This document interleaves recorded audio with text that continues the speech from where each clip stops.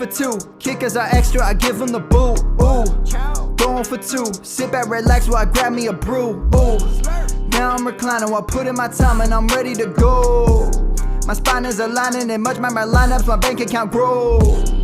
I am so rich, but knowledge is all that I'm leaving it with. Ooh, listen to this, multiple options, how far can I get? Ooh, DFS Dynasty redraft tonight, I'm not finishing last.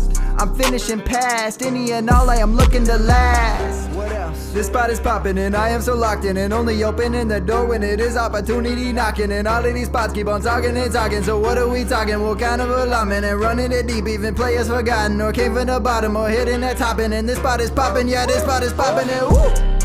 This is the armchair, yeah. Put up your arms, yeah. Sound the alarm, yeah, yeah, yeah. Woo! This is the armchair, yeah. Put up your arms, yeah. Sound the alarm, yeah, yeah, yeah. Woo!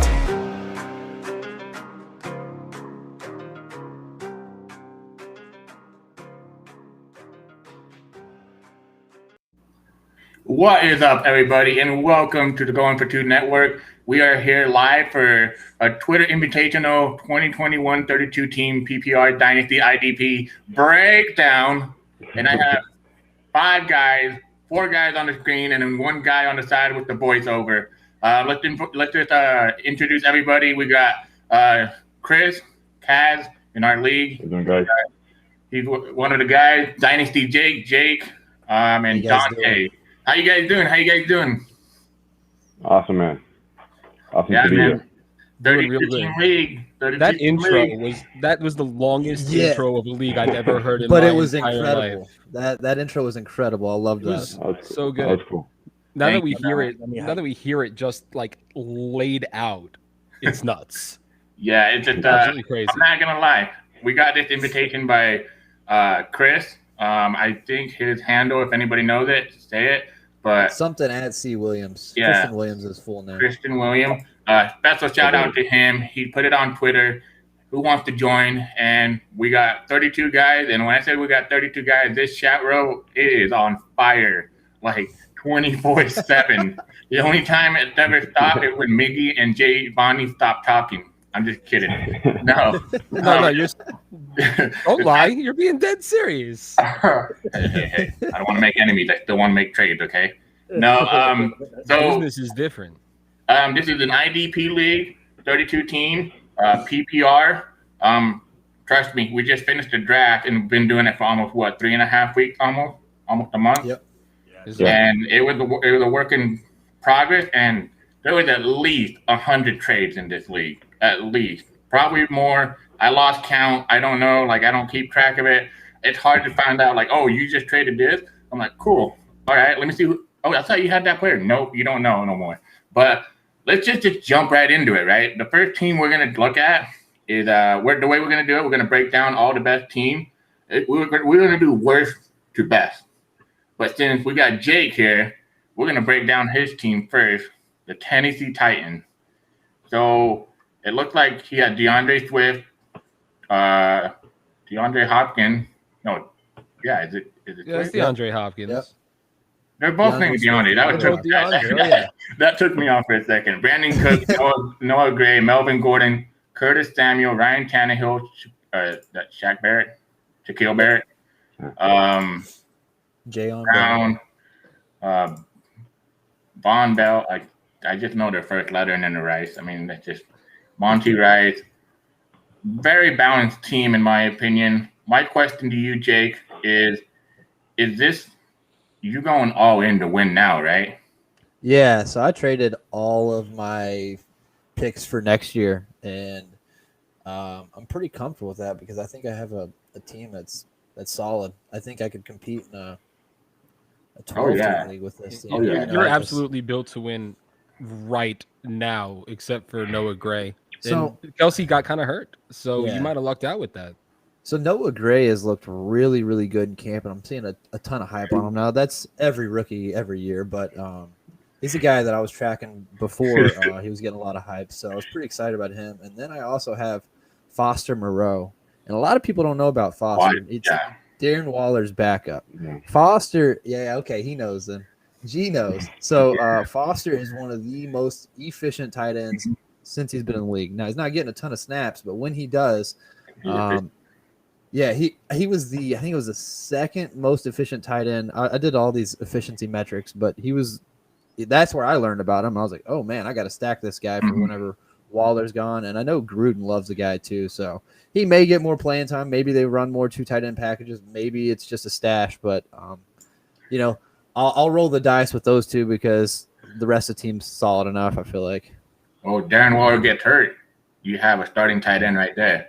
You know, I think in a 32-team league, we have to think like that. Who are the starters? Like, if one of them gets hurt, you immediately climb in the ranking as a stronger team. In this league, it's not, oh, well, if you do a 2-for-1 trade and you get 2 starters, you're already climbing, you know. But that matters. I don't know what you guys' girlfriend and wife tell you, but it matters, guys. You know, in Dynasty, it matters. But I like this team a lot. And right now it's ranked 9th overall in power ranking. To win now in Dynasty, I believe you're ranked. Hold on. No, you're ranked 9th in Dynasty. You're ranked 20th. You had the 20th best draft. Yeah. Right now, you're ranked 9 Dynasty-wise. So your team is set to. You can make. I don't know the playoff format. Sleeper, you need to expand that crap. But this team has a lot of upside. What do you guys think, Dante, Chris, and Travis? Well, I think with 8 teams in the league, at least based on that 20th ranking, you kind of fall in the middle, but there's a ton of upside. It's very, very easy to climb up those 12 spots. There's several teams who have very little depth. I mean, my team has Travis Kelce. So if Travis Kelce's down for any period of time, humble brag. 0 second tight end. So Noah Gray turned into a smash spot at tight end. So I think it's one of those that's going to be like the Tennessee Titans in real life a couple years ago, like a dark horse candidate, very strong team. If things pan out like they would, I guarantee it's going to finish higher than that 20th spot. Yeah, I feel good about that too. For sure. Chris? I think something to point out is this is a tight end premium as well. I think it's 1.5 for tight ends. Yeah. And it's half PPR for running backs. Yeah. So that's something to have in mind as well, since you have a good solid wide receiver core. Yeah. Right. Travis? But all around, I love the team. I really like your team in general, but there are 2 pieces that I really like in particular. In my circle of friends, we call Ryan Tannehill the moneymaker. He makes a lot of people a lot of money. And since he was able to escape Adam Gase, we all know how good he's been. We're all in this league. We all know football. So having Tannehill for essentially for the rest of his career until you decide to get rid of him is really good. And people are sleeping on Curtis Samuel this year. Yeah, they are. Right. Yeah. Ryan Fitzpatrick able to move the ball all over the place, and Scary Terry is, scary as hell. Gibson's going to catch some passes, but Curtis Samuel has a real opportunity to be, in the wide receiver 25 to wide receiver 30 area. And for you to have him as a flex in a 32-team league is really, really scary for people who have to play against you. And we're not all playing against each other this year. We only have to play against 17 of. I hope I don't have to play you, Jake. Yeah. I really hope I don't have to play you. So you have to get Shaq Barrett. You have Kyle Trask as a quarterback in case something happens to Tannehill, and Trask is learning under the GOAT, and it pains me to say that as a Jets fan, but dude's the GOAT.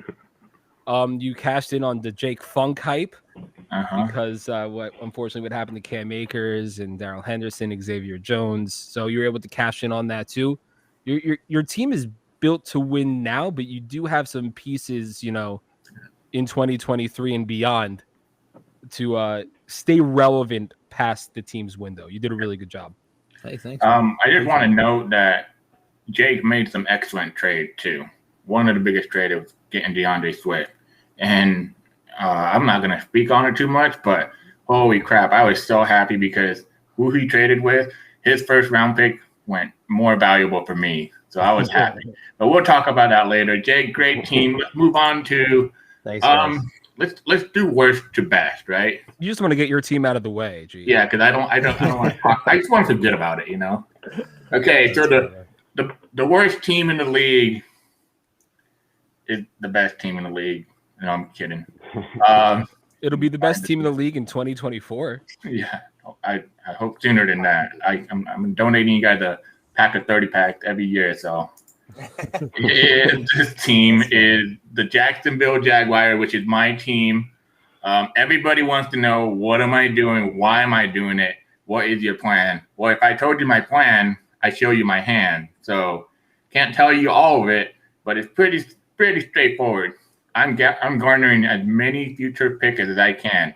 I mean, the only relevant players that are on this roster is Chase Claypool and J.K. Dobbins.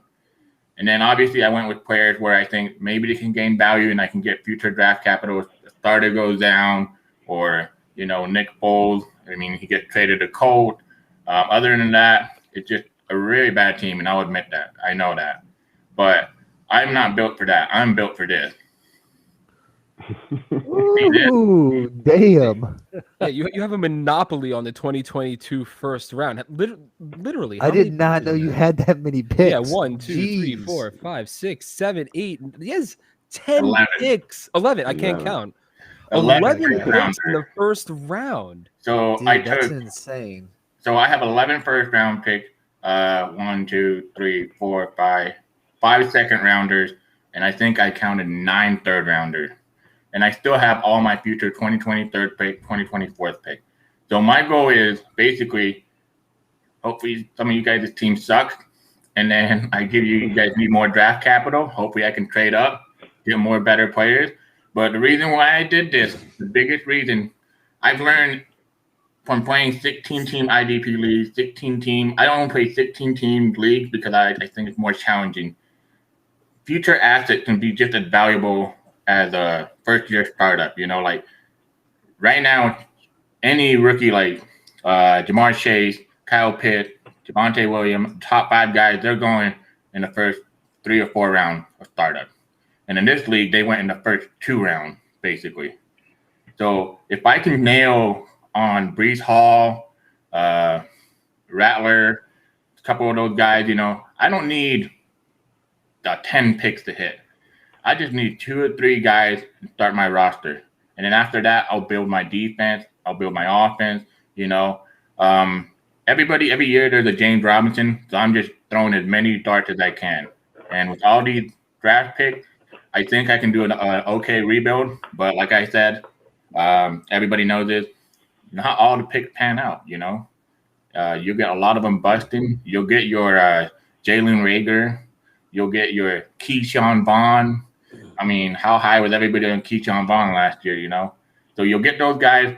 That's my draft plan. That's my plan. That's my hand. But tell me how great this team is, guys. Dude, you're set up for the future, though. I mean, that's absurd having 11 picks in the first round. I didn't know you had that. I knew your team wasn't great, but so I'm looking forward to playing you this year in my division. I didn't know you were in my division, but I'm not looking forward to the future, man. Like that's going to be scary. And I have J.K. Dobbins, so you have Chase Claypool, so it's not like you're working with absolutely nothing here. I personally, I think Claypool is below Deontay Johnson in every way, but we could talk about Deontay when we hit his team. But like Jake said, I hope to play you this year and then not play you again for quite some time. I would like to play you as well. Yeah, I think that everybody wants to play me. We're gonna be like the Detroit Lions when they went 0-16. Everybody wants to play them. Yeah. Dante, you have a comment on this team? Yeah, well, I think doing things like this in these type of experimental league is always good for the fans. You could take a look at a different roster construction.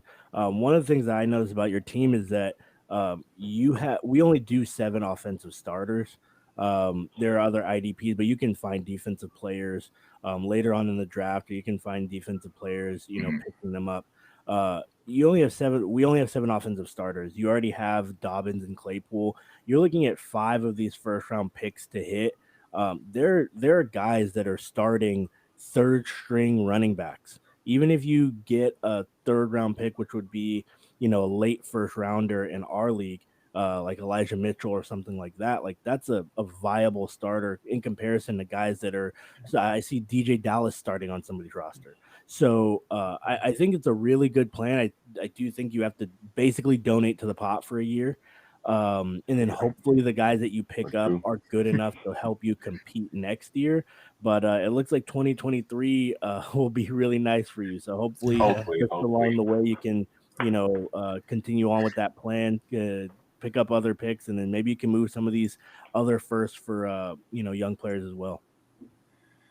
Yeah. It's Hey, pretty awesome that I'm sorry to interrupt. It's No, go pretty ahead. awesome that someone in the league went this way, because by a few years we'll know if it was a good strategy, or I'm pretty sure that there's not much research on leagues like this. So that's No, gonna be there's cool. not. I tried to do it. I was like, oh man, I need to find some ideas. Nothing. I said I have to be different. How am I going to be different? This was the way I wanted to be different. Let's go ahead and jump to the next team. Speaking of me going 0-16 as a Detroit Lion, we're actually going to jump to one of our favorite teams and person in the whole league. It's the Detroit Lions, Jay Bonney team.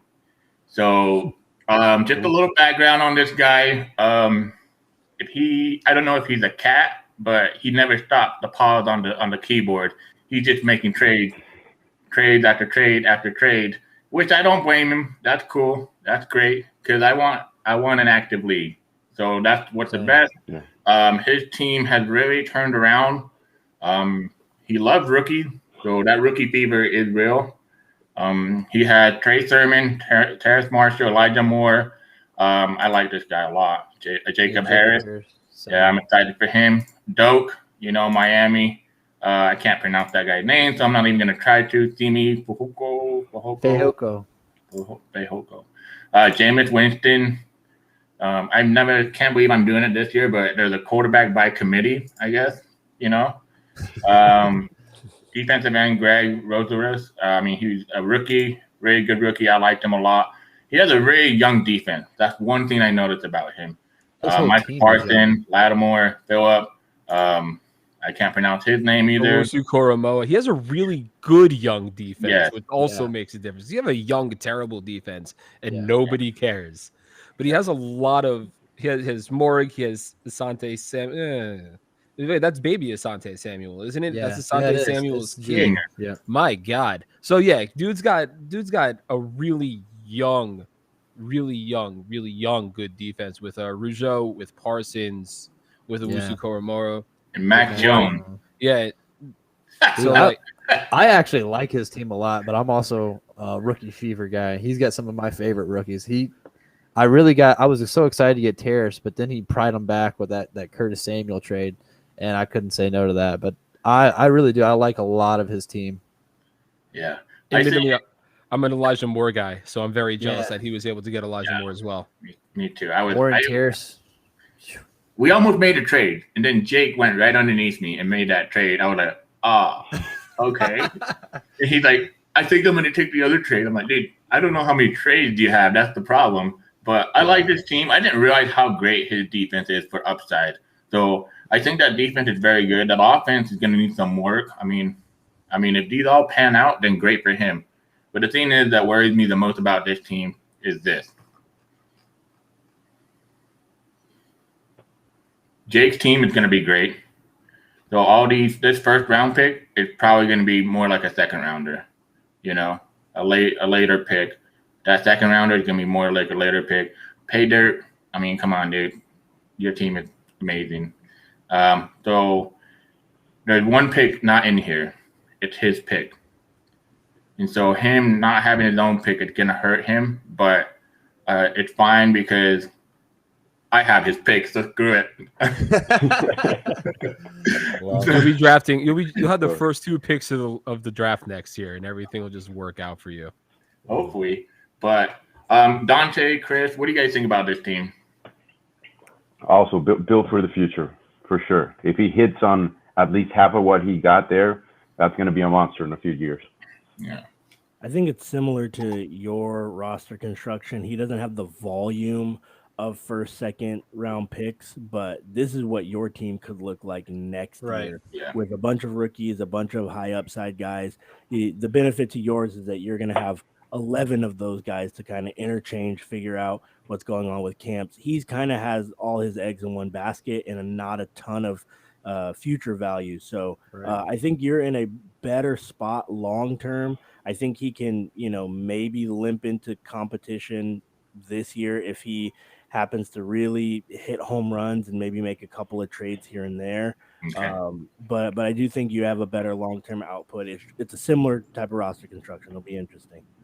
Well, good luck. That was Jay Bonnie's team, right? Mhm. Uh, Good luck. I know you're not going to stop making trades, so I'm pretty sure this team's not going to look nothing like this next year. So I think you're right. yeah. Let's jump to the next team, the Green Bay Packers. Let me find them real quick in NFC North. The Green Bay Packers. This team right now, Aaron Rodgers coming back helps them. I don't get why they're ranked so low though in Dynasty, but I mean, you see Kamara and Rodgers, Cup, Beasley. I guess if he doesn't get I don't know what he's doing, but Gronkowski. But yeah, it's a little old, I think, with Rodgers. Definitely a win now team. Definitely a win now team, but it's just to me that defense. Let's see, Chandler Jones, Gary, Alexander, Smith, Chubb, Butler, Howard, and then he had the bench of Dalton, Ballard, Boone. Yeah, that bench is not so strong either. Well, nobody's bench is strong. I'll say that, but That's also true. he has all his picks, so that's good. So he can definitely build for the future once it's getting old. I don't like this team too much, but I think Kamara and Roger can probably get him if he trades them away. I'll get him a couple good players, maybe build more depth. But the only two players that stand out for me are Kamara and Roger on this roster. I think part of it is also because there are 32 teams here. You only need 2 or 3 big name guys to have, I guess, standard weeks for them. So if Rodgers hits his 30, 35 points and Kamara hits 20 points, that's 50 points between 2 guys. A lot of people might not be able to make that up with the way these rosters are compiled. You like when we get to other teams, we might not see guys who have, the firepower that Rodgers has, and he stacked MVS with him. So on the off chance MVS catches a touchdown from Rodgers, you stack that up, you get double the touchdowns. That can win you a week. Yeah. In most cases. Like you said, nobody knows what's going on with Cole Beasley. More power to him, blah, blah, blah. Yeah. His bench, there are some things left to be desired over there. Yeah. The thing that worries me more about this team is that I see a lot of old pieces and also pieces that you're probably not going to get any production out of. Mike Boone, Snead, I think the thing you had to do in the draft, and you guys can correct me if I'm wrong, those later picks, you were always trying to aim for upside, whether they could be a backup starter, whether they can be, join in. We got Kaz back. And whether, they can provide some type of value in a trade value for future picks or for future. But I think this roster is really old. I think that's why it was ranked so low. But other than that, maybe it can make a run if he makes a couple trades. Jake? Yeah, no, I'm right there with you. I like Cup this year too. He's getting old, but I still think he's going to have a solid year. Gronk actually finished pretty strong last year. He's another old. It's not a great dynasty team, but I do think it's a decent win now team, assuming Cole Beasley's on the field and Gronk can stay healthy for a year. I don't hate the team. I just not the best dynasty team. Dante?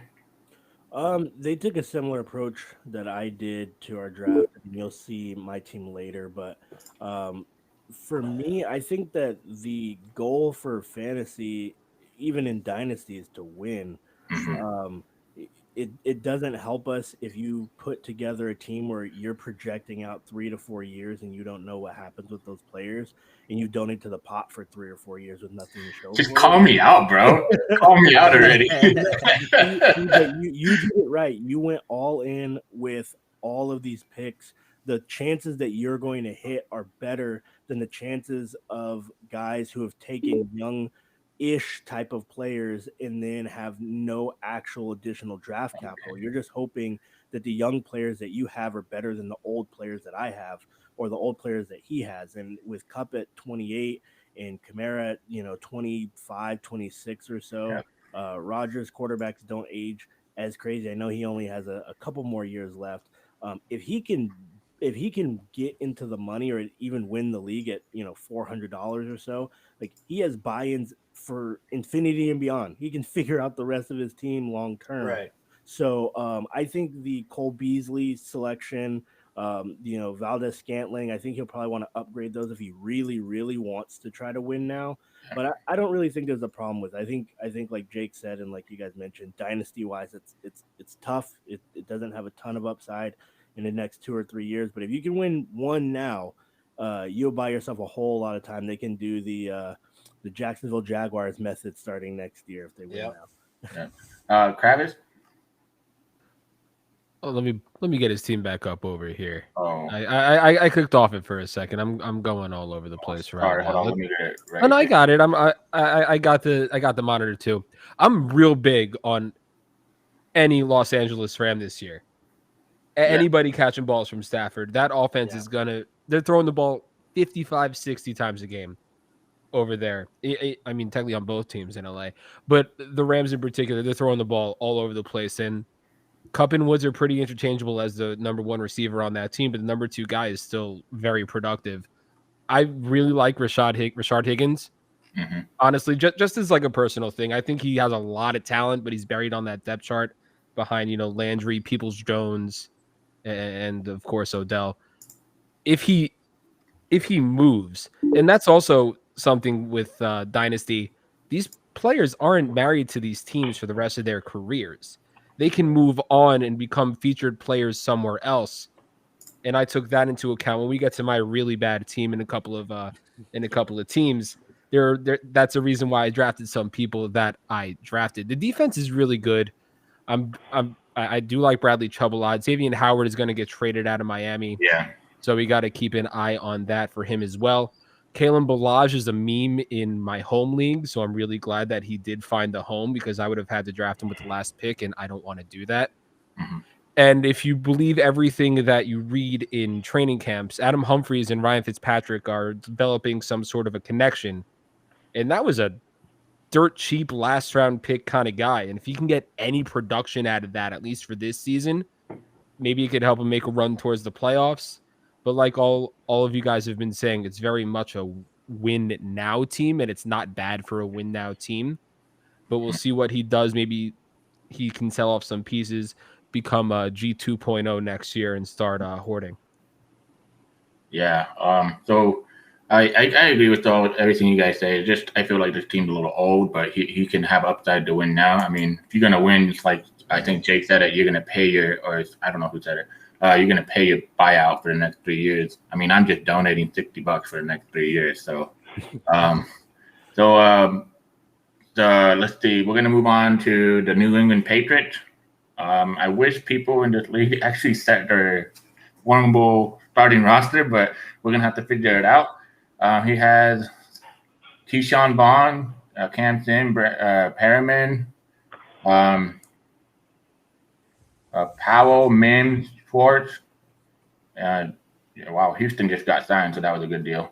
Martinez, Davis, Johnson, and then his bench is pretty strong, obviously, but it's actually his starters: Hill, Hurt, Jones, Kittle. So those guys are definitely going to be in his roster, starting roster. Then he has Smith, Lawrence, Jalen Smith, Walker. I can't pronounce it. Byard or Beard? Okay. And Harrison. And then he has his first round pick, so that's good. He has his picks. Honestly, in this league, your first round pick really, really matters because that's your future asset. And if it's a top 10 pick, you could have had a starter right away, But I think this team, it's a mix of both. Zach Ertz is getting old, but he has a lot of young guys: Powell, Mims, Short. I don't like Vaughn. I don't think nobody likes Vaughn. I mean, he's just a special team player now. So, but the defense, it's solid. But like to me, it just I wonder what he's gonna do with his quarterback situation because you can trade that, you know. Yep, But unless you just definitely. want to keep the depth, that's great. Kittle's obviously one of the best tight ends in the league. I don't mind this roster. I think it has potential to make the playoffs, but maybe a couple trades and he can be more legit, you know, be a more contender. But I like it, balance. Jake. Yeah, no, I'm in the same boat. I think Jalen Hurts is set for a big year, so that's a solid player. If he wins, he's got a solid dynasty player. But I think that's the big question with Jalen if he's a winner or not. It's not the talent or as far as fantasy points go. Rojo, you know, I hate that backfield just because we saw what happened last year. Now you throw in Giovanni Bernard, so I just don't want any part of that backfield. And who else did he have? Can you scroll down a little bit? Sorry. Pretty good. Mostly down here where he has the Oh bench. yeah, Kittle, obviously a stud. I like the Taysom Hill of the Jalen Hurts stack. Yeah. I stacked Mac Jones. I got him in the third just because I knew quarterbacks had that value, and I just got it for trade assets, and it worked out nice for me. So I'm sure that's going to help him, especially if they both end up as starters. But yeah, I mean, overall, just a decent team. I wouldn't say great. I wouldn't say terrible. Yeah. I agree there. Dante.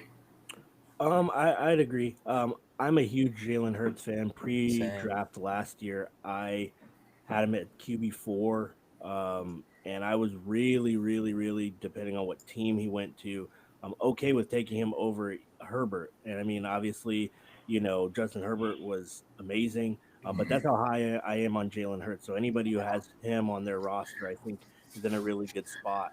As far as Taysom Hill goes, I'm not as high on Taysom Hill. However, he does have value right now, and I would be rushing to sell him to whoever is the Winston owner or a team in this league who doesn't have quarterback. I think that there's one or two that don't have a quarterback, and you're at a distinct disadvantage week in and week out if you have a flex starter, which generally are, you know, end of bench 2 points a week kind of guys that we would have in our flex, as opposed to a 20 to 30 point a week player at quarterback. So you can sell Jalen or Taysom Hill to one of those teams. I think that you're really golden. You can even sell him maybe to the Winston owner for, you know, maybe a backup quarterback and then somebody else. So I think they have a decent shot and a couple moves that can be made to improve their roster. Yeah. If everything pans out for him with the quarterback situation, I'm pretty sure he's going to get a lot of value out of there. I was gonna say Giovanni is the guy who owns Winston. Oh yeah. So there's gonna be a trade to be made really easily, if of course he wants to move Taysom Hill. Right. I love Blake Martinez. Dude's a tackle machine. Yeah. That's a really good pick for him. Anthony Schwartz is a speedster and a half. Dude flies, so he could be a good deep threat if something were to happen to any of the bigger receivers in Cleveland. Like you guys said, Zach Ertz is old. I don't understand why people like Cam Sims, but, you know, good for him. Good for him. Mims has been running with the third team with the Jets, which pains me. Which pains me as a person. Damn. But because he has so much talent. But again, this is one of those situations. Maybe the Jets screw up, and it's the Jets, so they'll screw up, and they'll move him on to somewhere else, and he'll thrive. So if he holds him long enough, if he's able to keep him, then Mims can be good. And of course, everybody on the bench is a starter. I don't understand why people are so high on Jalen Hurts, but I'm not going to question it.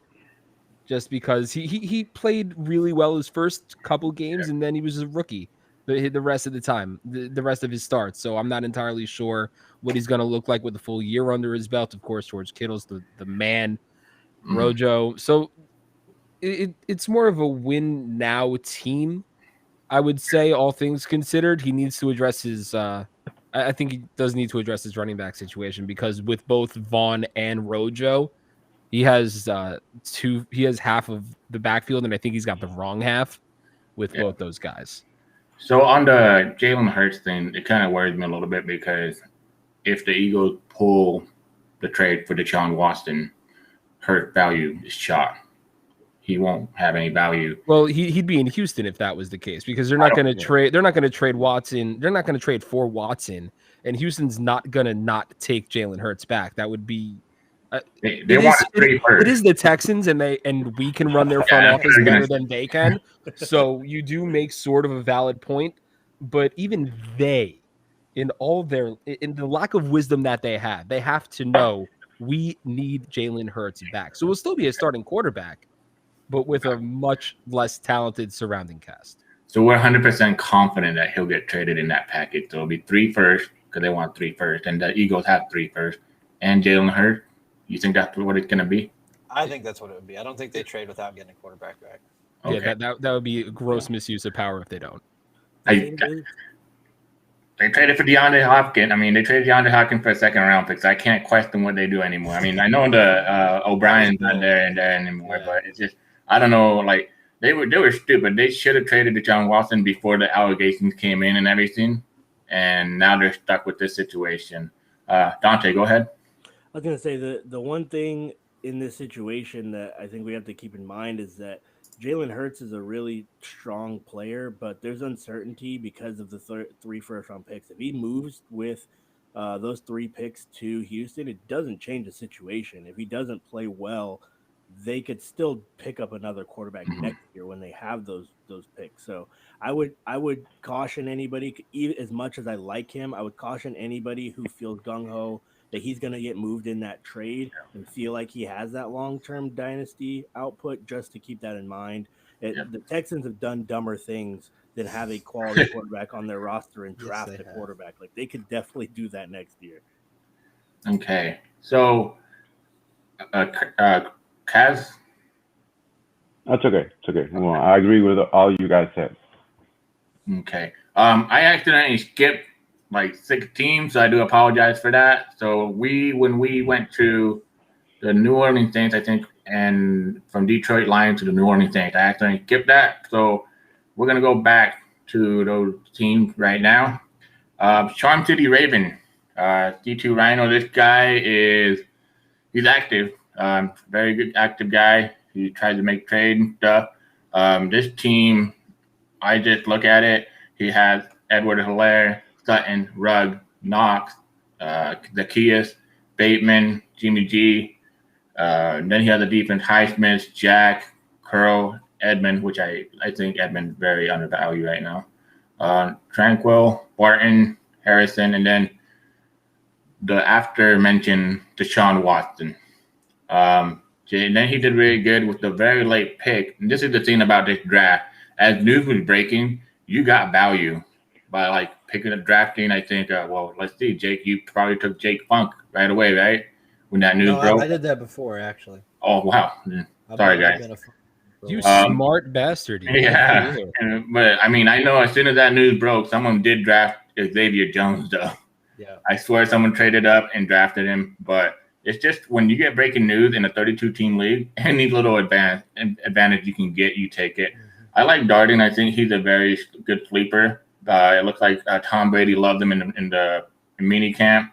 I'm a big Albert Iquanabunam, whatever his name is. I like him. I think he has a very talented. He's a talented tight end. And in this league, talent can really mean a lot in the tight end premium. If he goes in or Noah Fant gets hurt or something, he'll be an immediate starter. Bond, and let's see if he has his picks, so he's good. So having his pick, but this team is more for me. It's more built to win later, not now. With the young guys that he has in Bateman, CEH, and Sutton, and Rugg. I don't think Jimmy G's worth a shit. I think Jimmy G sucks. I think Trey Lance will take over. Jimmy G is going to go back to dating porn stars and making a new career out of himself because he ain't going to. Is that such a bad life, though? I don't know, man. Oh, no, I'm rich and I have to date porn stars. How miserable. Well, the one he dated, she wasn't even that good looking. So the worst. Yeah, but I mean, like, I think this team's more to win later, but at least he has his picks. So, and it doesn't have a lot of depth on the offense. I mean, Deshaun Watson is a big, big key to his team, though, because he drafted him in the first round. If he comes back, it'll make that team a lot stronger. Like I said, in this league, once you have a starter and you trade for two players, aka who just traded for Aaron Jones and it was another player, Kenny Galladay, was I it? think that was Miggy. Oh, you Me? traded him? I traded Aaron Jones to him for Josh Jacobs and Kenny Galladay. Yeah. So when you do a trade like that, it puts you up to the top. I mean, to get two immediate starters that are top, I don't know, 20 players at least at their position, you're killing your depth goes high. But that's the thing, like it's stuff like this where Deshaun Watson goes into this team, put him in the flex spot, he'll immediately balance this team out to be more competitive. What do you guys think? Yeah, I'd say the same. He's super dependent on Watson. So until he gets Watson back, he's going to be struggling. So I'm not a fan of Ruggs. I'm not a fan of Knox, but the rest of his starting lineup. Well, Jimmy G is okay until Trey Lance takes over. And then baby. So he's going to be in trouble this year, no doubt. But in a couple years, he might be able to compete. Yeah, I agree there. Dante?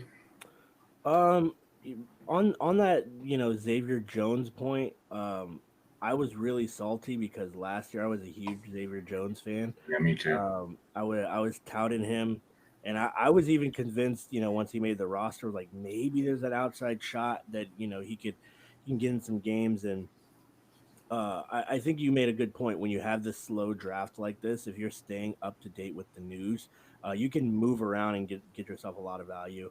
I think he said early he knew that Deshaun Watson wasn't going to potentially be on his roster this year. And I think he kind of did I'm going to play for next year with the upside of doing something this year. So I think you saw a lot of balanced approaches in our draft.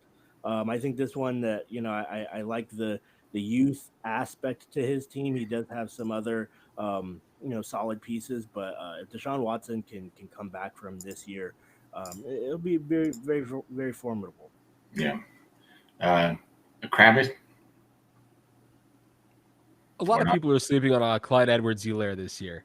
Yeah. I feel like he's not getting a lot of respect. He played behind a mediocre at best offensive line last year. They completely rebuffed that, and he still performed fairly admirably for a rookie, even though they brought in Le'Veon Bell. And of course, people were expecting top 5 running back last year. Everybody thought he was going to be the man. He's going to Kansas City. And he still ended up playing pretty well in 13 games. He had over 800 yards. He had 4 touchdowns. He catches the ball. He caught a touchdown, 36 receptions. And this year, it's just him in that backfield. Le'Veon Bell is gone. They have Darrell Williams, who did prove to be a remotely decent, backup guy. But it's not like he's in a running back by committee. This is absolutely CEH's backfield. So I do like that pick there. I like Zacchaeus. I think Jake is a big Rashad Bateman guy. You had posted something about him. Bateman. So that's a good pick too. The defense is solid. Jacob Eason is a great dude just to keep on the bench, especially if you're playing for next year. It's not a bad roster by any stretch of the imagination. It just leaves some to be desired. That bench after Eason and maybe Darden is terrible, though. Yeah. And I'm saying that in a league where all of our benches are bad at best. That might be the worst bench in the entire league. Okay. So maybe that's what brings his team down altogether, because other than that, like even Zacchaeus is going to contribute this year. Ruggs should contribute this year. Sutton, if healthy, could contribute this year. So he has a lot of contributing people on his roster to start with. But that could all go away very easily. Yeah. So the other thing that we have to mention in this 32-team league, if a player gets hurt, aka Cam Akers, your team is pretty much shot. Yeah. One big injury to your top 20 players is hurt. You have to figure out how to replace those players. So the one thing I can see on this team that he has young guys that maybe like if anybody gets hurt, he can actually package it, and then maybe someone wants to trade some win now players, and then he can move them around, Or if Jimmy G gets traded to the Colts by miracle, I don't know why they would want to trade for him, but he gets value right there. Sorry guys, I'm just not a Jimmy G guy. like Jeff, he's a big 49ers fan, and when I was in Washington with him, I'm like, yo, bro, Jimmy G sucks. And he goes, I know, I get your point. I'm like, I'm just gonna keep telling you, man. But yeah, I mean, this team is. Good thing is he has his picks. Teams like this are teams that I think need to have their first round picks because you're going young. You don't want to trade them, and unless you're trading it for a J.K. Dobbins, and then just come at me, bro. Maybe a Chase Claypool to go along with Chase that, right? Claypool, yeah, maybe we'll see. We'll see, but maybe this team's probably 2 years out. I don't think it's gonna compete this year. Go to the next team. Anybody else want to put a comment on this team? I really don't. I really like that team. Really, I think if he hits at least on Ruggs or on Bateman, he's gonna be in the money. At least gonna be in the middle of the pack. And having Deshaun and Easton on the bench with Jimmy G probably starting at least for a couple of games this season, he can get value back for that. Since I see the league values the quarterback position so much, so that's why I do like the team. I think with a few touches he can get really solid. Okay, let's go ahead and move on to, I believe it's the Los Angeles Chargers. So let's go ahead and find them. Oh yeah, now we're talking rookie fever right here. We got Najee Harris, probably the top running back in this year's draft class. We got Justin Jefferson, top wide receiver in last year's draft class. Nico Collins, I love Nico Collins. I'm glad he finally, he should have gotten more respect in the draft than what he got. I think he's a very talented wide receiver, big body wide receiver, just talented, and he's proven it in camp right now. Gerald Everett, these are guys that I'm talking about. Small guys like Gerald Everett, you can put into your starting roster that have upside, to get more production. Ramondre Stevenson, I'm not the biggest fan of Ramondre Stevenson. Kylan Hill, I wish he could have gone to a better landing spot, but it is what it is. I can't pronounce this guy's last name. Smith Marset, I think. Yeah, or Emir. I know there was a couple torn ACLs in the Vikings camp for wide receiver. Maybe he moved up the depth chart. Was he one of them? No, it was Olabisi. Yeah, BC. Whatever his name is. Okay. Van Ginkel, I actually like him. Leonard, holy crap, there it is. That's his. That's what in this league tackle is king, and basically in any IDP league. But I mean, to look at this guy, you're getting like a wide receiver 1 production right there. Like wide receiver 2 production, you get 16 points consistently. I mean. This guy, he just gets you 16 points every week, so you automatically pencil him in, right? So this is very valuable. A player like this, Terrell, Johnson, Edward, Patrick Queen. Oh, there you go. So another defensive guy that gets a lot of tackles, especially in a Baltimore Ravens system. They only develop linebackers. I mean, he's going to go over 100 tackles this year for sure, And I'm a big Patrick Queen guy. I like what he did here on his bench. So guys like this, Tyree Jackson, maybe another Logan Thomas, quarterback that used to play a tight end that plays quarterback and then transition, big body, fast. Javian Hawkins. Everybody has a different opinion of him. Right now it looks like Olsen is the second running back coming off, but Hawkins has upside. We go down here. He has Surratt, Derek Brown, Jones, Mills, Fuller, Stoke. Let's see if he has his picks, so that's good. But I don't mind this team because of the Patrick Queen and Darius Leonard stack, because that's going to be like basically having 2 starters in your roster, and then he has young guys.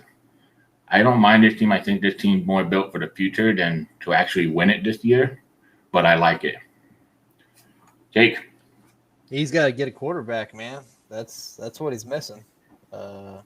You're not going to compete if you don't have a quarterback, and he doesn't have a backup on his bench. It's like you're not going to draft one in this league unless you are bottom. If you're not a top draft pick, you're not getting a quarterback. So He either needs to tank or trade. So he's got to Yeah, get that a is quarterback. true. Quarterback is keen in this league. That's why Travis is gonna accept my trade, and he's gonna make a trade history right here on this show, right, Travis? You know, I'm sitting right here, right? Like I could hear everything you're saying, right? Like I'm here. I was gonna ask you why you had rated his team so low until we saw that he didn't have a quarterback. I think this team is honestly really good. Mm-hmm. He has. I mean, it would be ridiculous if Justin Jefferson was even able to reproduce what he did last year because it was such a historic season. But he's still really good. Top 5, top 10 wide receiver. Nico Collins is going to start right away for the Texans. So he immediately has 2 starting wide receivers, which is great. Everybody's really high on Gerald Everett this year. I love him too. Ramondre Stevenson is going to be a New England running back, which means he'll vulture some goal line touchdowns. He'll rip off one run for 40 yards and do nothing else the rest of the season. Like that's just what these running backs do. I'll be very honest. I don't know a lot about Kylan Hill, but I think G, you're 100% correct. He ended up in a terrible, terrible situation. Mm-hmm. That defense is scary. Yeah, he does have good defense. That defense. Good defense. Scary defense. That's solid.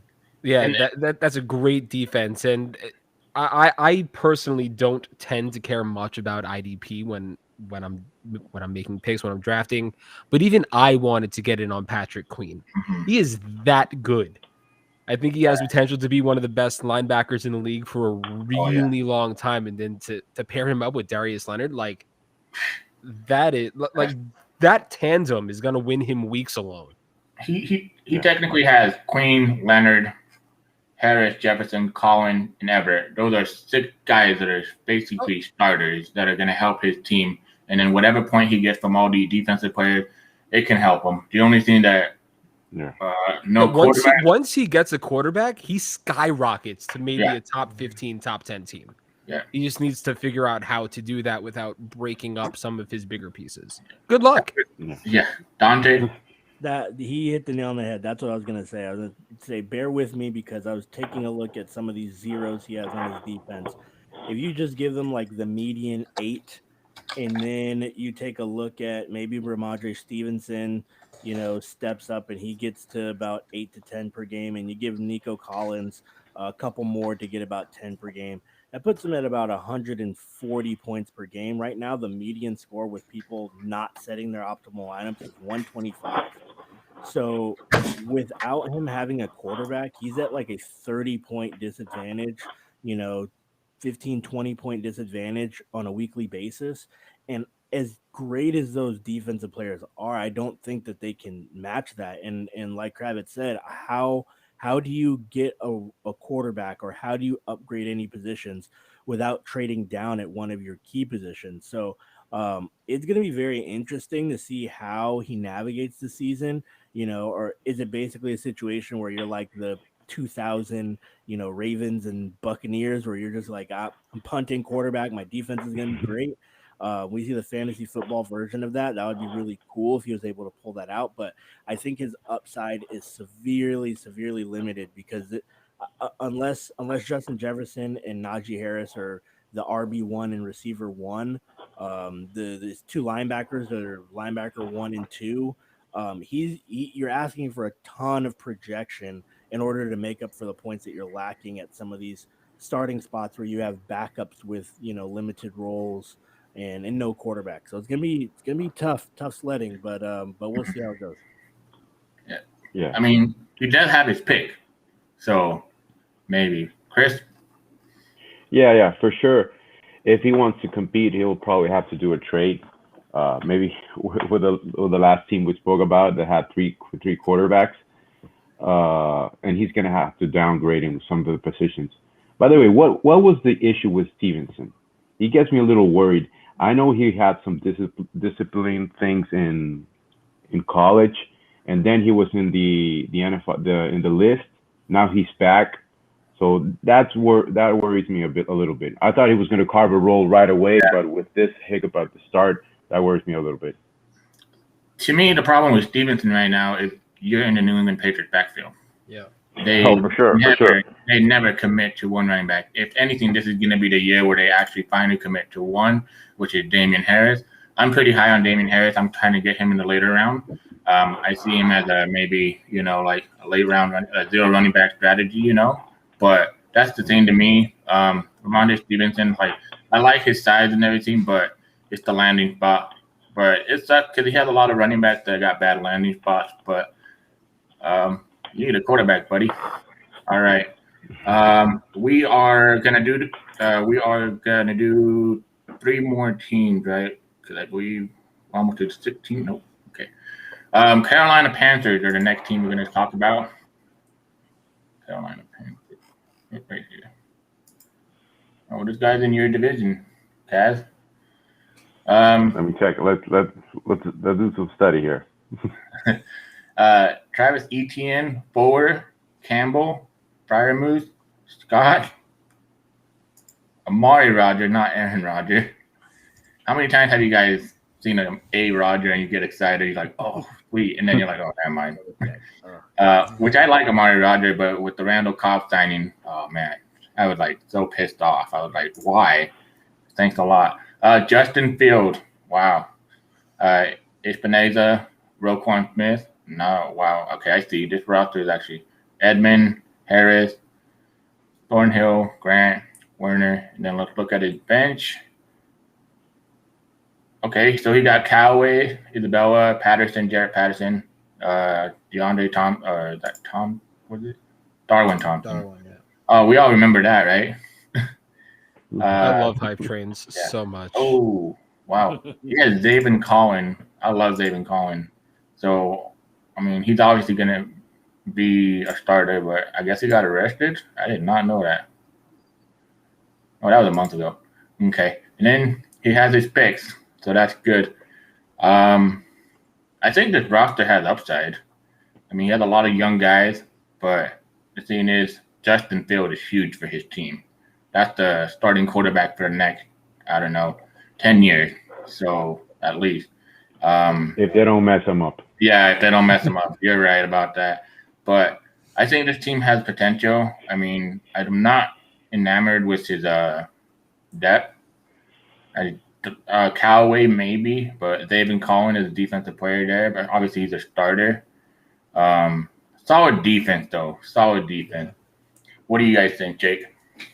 Yeah, it looks like he did get a solid defense. So it's a better team than it appears. I'm not a big IDP guy. This is my first league I've ever played IDP, but I do know he's got some solid guys there. So maybe that was his approach: a weak offense with a solid defense. But obviously Justin Fields has to hit. If Justin Fields doesn't hit, he's gonna be in big trouble. He got a little bit of rookie fever. I love the rookies too, so I get a little jealous when I see some of these guys. But he's got ETN, Fryermuth. I'm not big on Amari Rodgers. I do this prospect profile thing, and he scores really poorly on mine, so he's not a guy that I'm interested in. I guess what was interesting to me, I'll make a quick point. I see a lot of people like, man, I can't believe Randall Cobb's coming back. That destroys Amari's value. I'm like, okay, well, if a man that is that old and at this point in his career is ruining your rookie's value, your rookie's probably not that good. And I think it was an opportunity type thing where everyone went and got Mecole last year because he's playing Patrick Mahomes, but a good quarterback doesn't make the receiver better. Now, if they're both good, they're going to excel, but you don't just become a better wide receiver all of a sudden. Will Fuller, I like Will Fuller, but he's got to stay healthy. Not a fan of Paris Campbell. I like Fryermuth a lot, but I don't know how quick he's getting on the field with Ebron there. I hate Scott. I think he's like the third or fourth string running back there. So he also has Clement. He has Clement to sort of see. Clement's on the Giants now. Yeah. That's weird. Yeah. That's real weird. I don't like that at all. And I thought they just brought somebody else in too. So Kenneth Gainwell is the second running back. Not going to be Boston Scott. I thought they brought somebody else in as a free agent. Kerryon Johnson.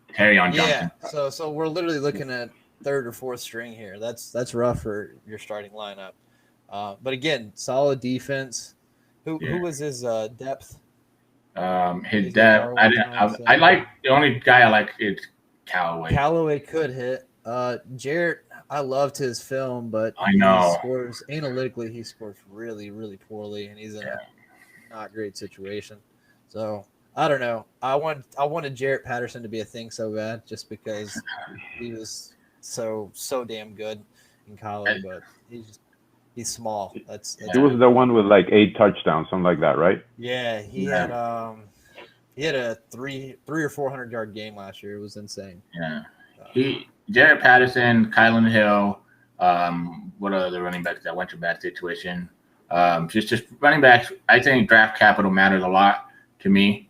I don't know about you guys, but I think draft capital is keen with running backs is very important to me. That's why I'm so high on Trey Sermon. I did trade him away, but I wasn't going to trade him away cheap. Obviously, a guy like Trey Sermon, you move up to get him, and then that happens, But guys like these guys, like right here, Patterson, Kylan Hill, we're just hoping for a James Robinson situation. But like JJ Zacharyson always praises, he says ambiguous backfield is what we want to target. And we never know. In leagues like this, that's what you want to target, just backfield that you think, never know what happened. That Antonio Gibson toe, not looking too good. Yeah. Maybe J.D. McKissick is not as good as the other one. But, Jake, I know you got to bounce out of here. Thanks for joining us. We are going to do a 2-part show. Hopefully we get you on the second part. Okay. I know you're a busy guy. I mean, flexing your muscles on Twitter and everything, but for sure. Well, thanks for having me, guys. And it was a pleasure meeting all of you. And this was pleasure meeting you. So let me know for the next one, and hopefully I can make it. You guys have to go on. That would be great. We'll talk to you in the chat. Oh, yeah. Absolutely. I'll be there. All right, later, fellas. Later, man. Have a good one. Okay. Dante, what do you think of this team? So I think that I like it more than some of the others. The bench is actually not as awful as you would like to think when you first take a look. It's much better than mine. He actually has players that have some kind of path to maybe being on another team or getting you a long touchdown. Because like when you're looking at like Callaway, he could actually turn into a viable wide receiver 4, maybe even wide receiver 3. I'm starting him over Boston Scott in a heartbeat. Andy Isabella could catch a long touchdown for you. There are some guys on his roster. His defense is pretty solid. I mean, clearly, all the projections are matching up. But he has some solid players there. I'm a huge Justin Fields fan, so I do think that he's going to be a stalwart there for a long time. So yeah, I think he has the build to kind of see how things go this year. I don't necessarily think that he's going to compete with the teams that purposely tried to win now, but I think he set himself up with his picks and with some youth that in these next couple of years he should have a really solid shot to move up the power rankings. Yeah, I agree there. Yeah, for sure. I mean, like Callaway and even Caden Smith, like if Ingram goes down, that's good for him. Travis, what do you think? I think Caden Smith is sneaky good because last year Ingram couldn't catch passes, right? And I feel like in Kyle Rudolph, not really able to stay healthy. Kelvin Benjamin, they had brought in to be a tight end, but now he's gone. So Caden Smith, I think, could technically be really, really good almost immediately once Evan Engram regresses. I really like Will Fuller a lot. He is suspended for the first game of the year, so he's going to have to take care of that also. But in Miami, they have Chase, they have Devonta Parker, who can never stay healthy ever. So it's really just going to be basically Fuller. And yeah, there was some beeping going on in the background in your do you have a microwave going, G, or something? Can you hear me? No? Okay. Anyway. So Fuller, I think, is going to be pretty good. We got beeping again. Who's beeping? My mic was muted. My mic was muted, so I don't think it's me. Somebody's beeping. Anyway, I just like Jake, I love Freiermuth. I think Freiermuth is going to be a really good tight end in the league for a very, very, very long time, regardless who's throwing him the ball. Oh, it's all right, Kaz. You let us see that signed Taysom Hill, not Taysom, Yeah, Tyreek Hill wow. jersey in all its glory. Anyway, Taysom Hill. Wow. I can't believe I said Taysom. That's obviously Tyreek Hill. Justin Fields will be good for a while. I kind of like AJ Epinesa also. He had a kind of a rough-ish year last year. I think he can. I think he'd really bounce back and have a good year this year. And that defense isn't bad. And like Dante had said, that those bench wide receivers in Callaway and Isabella, they could make They can make impacts elsewhere. Oh boy, they can make impacts elsewhere. And I think they're going to be really good elsewhere. Zaven Collins, when he plays, I think can be good. Joe Tryon supposedly is looking really good in camp, so that's something to keep an eye on as well. The team isn't bad by any stretch of the imagination. I will say bench Boston Scott immediately, just like Dante said. That's something that he shouldn't have to even consider. Maybe this is one of those things that Sleeper automatically put his guys up, and he has yet to actually look at the roster. But it's not bad. No. I mean, it has upside. I think when Justin Fields becomes starting quarterback, this roster will. I hope he starts week 1 because you're gonna throw him into the fire. Might as well do it week 1, But not a bad team. Let's see. That was the Carolina Panthers, right? Yeah, and I'm glad he's going young right now. Yeah. And I'm gonna have to root for Justin Fields to start in 2022. Sorry about that. Chris, did you give your breakdown of this team? I'm sorry. Did you give your opinion? No, but it's cool. It's cool. I like the team. I see he's got a couple of young guys, so I'm glad he's on my division right now.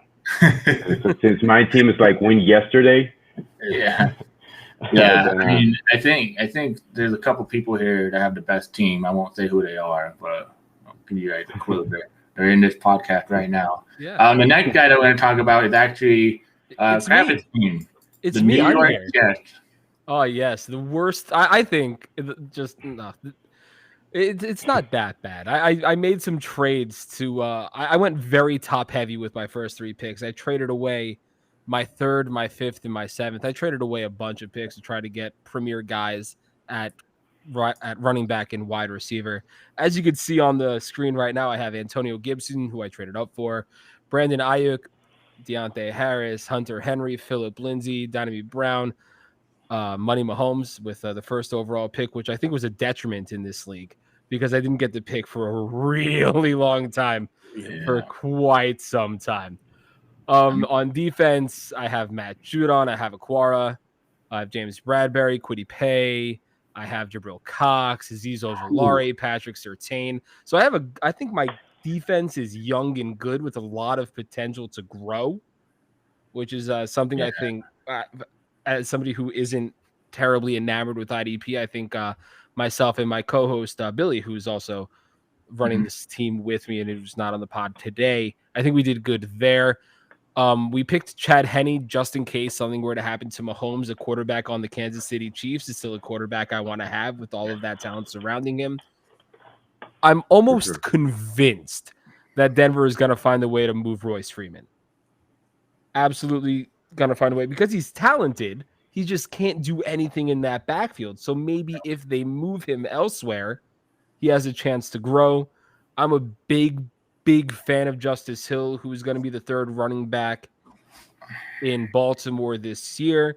And last year, Gus Edwards was the 3rd running back for a while, and he still produced fairly well. Yeah. And Justice Hill profiles like a very, very, very poor man's Alvin Kamara. So if I can get a catch or 2 a game out of him, maybe 20 yards, I'd be happy. I wanted Jake to be here to talk about McMath because I'm going to be beyond honest with you guys. On my podcast, Billy and the Crowd, we're very big on name value, and I'm an accountant. So when you have math in your name, it's almost a prerequisite for me to draft you. So it was foretold. I had to draft McMath, and he was there. And Jake had said he made a really nice catch in practice the other day, so I wanted to sort of pick his brain on him a little bit more. I think the gem of my draft, and G was hovering over it a little bit more, the tight end in Indianapolis, Kalen Granson. I think he is going to be phenomenal Yeah. for the Colts. All their other guys, their contracts are up this year. They're all really old. You have Trey Burton, you have Mo Alley Cox, you have guys who are there, who are serviceable. Yeah. But Granson, I think, is a guy who could take the tight end situation to the next level in Indianapolis, regardless who throws in the ball. If Carson Wentz ever finds a way to get healthy, I think he'll lean on him a lot. Jacob Eason right now is throwing the ball to Bobby Okereke, who, if you don't know, is on the defense in Indianapolis. Yeah. So he's got to get his stuff together there. And I got Trey White because he's really good. Yeah. I mean, I can understand why you ranked me so low. Is what I'm saying. Well, you're not that low. I think you're. I'm 27 out of 32. I'm pretty down there. I'm pretty down there right now. So here's the thing about this team, and yesterday it shocked the shit out of me because I couldn't believe my eyes, and right away I sent an offer. He put Patrick Mahomes on the block. I'm pretty sure this guy, Travis, you probably have like 10 offers for him right now. I do have offers for Patrick Mahomes, but there are a lot of holes on this team. Like, I do think Philip Lindsay is going to be the premier back in Houston, but that's like being like that's a hot take. That's like being the thinnest kid at fat camp, right? Like, nobody wants to be in the backfield in Houston right now. Barely anybody wants to be in Houston in general. David Johnson didn't want to be there. No. David Johnson was serviceable last year. He was a top 20 running back, but it's another year on him. He has yet to play in back-to-back seasons for quite some time. And Phil Lindsay, he's younger. He's really good out of the backfield. He can catch a pass, and whatever they're doing in Houston, Lindsay sort of fits the mold for them a little bit. And I can't believe I'm about to say this out loud. I was excited to get Philip Lindsay, which is weird to say in 2021. Hunter Henry, I think, is good too. I was excited to get him, Ayuk, and Gibson. I'm more excited for my team than I think G was, and I want to know why he has me so down.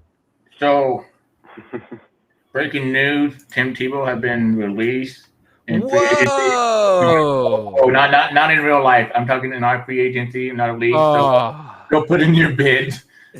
No, so here, when I looked at your team, Antonio Gibson, the toe injury kind of worries me. I'm not gonna lie to you. This toe injury has been dragging on, and since last year. And for running back to have toe injuries still dragging on, even himself saying that he's not 100%, he doesn't know when he's going to be. That kind of worries me. Ayuk, to me, is once they get all the guys healthy, Kittle, Ayuk, Debo, and Thurman back there, I just don't know how many targets he's going to. I like Ayuk. I think he's good, but it's just targets are going to go down. Deontay Harris, he did good there because he got value because of Michael Thomas. Hunter Henry, the other thing is, but then it's a tight end committee again. Philip Lindsay, I'm not a Philip Lindsay. I like the player he is, but that's the thing. Like, they have like 14 running backs back there. I don't know what they're gonna do. Listen, I'm the one who said it. Like, nobody wants to be a running back in Houston. Yeah. Mark Ingram it's being reported Ingram's the odd man out. Like, he's a candidate to be, he's a cut candidate. They're not really enamored with him in camp, and that's why he fell so far. So that's why I won't say I'm high on Philip Lindsay, but I appreciate the fact that I got him. Yeah. The other thing is that your defense is not as strong as other defense. Oh, my defense is terrible. It's young, but it's terrible. Yeah. So like I think that's why I rated you so low more than anything, more of your defense. But the thing is, like I said, if you have like 10 offers from Mahomes, if you were to get Mahomes for, let's say you got a couple defensive players, or even if you got a starting running back and a starting wide receiver, you'd be in much better shape. But the other thing that I'd be without a quarterback, so that's the thing that's very hard about this league. You have to have a quarterback. So like maybe do a running back and a quarterback in return. But that's the thing. I don't think quarterbacks are going to be traded here without a premium price. So that's the thing about this league. Like if you ever played in Dynasty League, running backs are hoarded. Like people don't give them up. And if they do, you make them pay. But Oh yeah, so I do have like I kept that in mind. I think I have 4 or 5 running backs altogether. mhm. Yeah, so I did.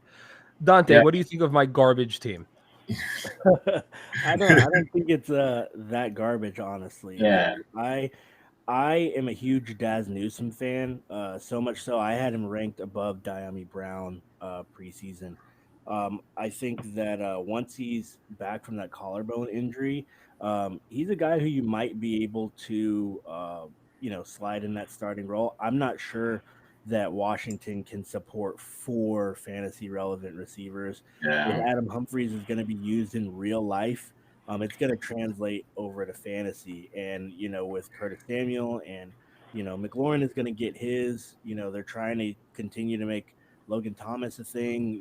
Gibson is a former receiver, McKissick, former receiver at running back. So I think there's a lot of mouths to feed there. So I think having some of these guys on your bench that you could throw in, I mean, at some point you're probably going to start Granson in your flex. And I like that a lot. Like, I think Granson, like you said, is a really great play. You could probably start Grant once he's legitimately the starter and move Hunter Henry, maybe package Hunter Henry and Diami Brown for somebody that's an upgrade at the flex. I think you have a lot of flexibility. You have youth, you have at least decent output, and then the ability to trade. So like I don't look at your team and say, I think it's championship caliber, but I think at least in 2021, but I think that you have some of the most flexibility for your roster than anybody in the league. So I think flexibility is king. It lets you pivot in a lot of different ways. If you kind of catch fire, you can move some guys for future picks or compete now, and it's not going to hurt you one way or another.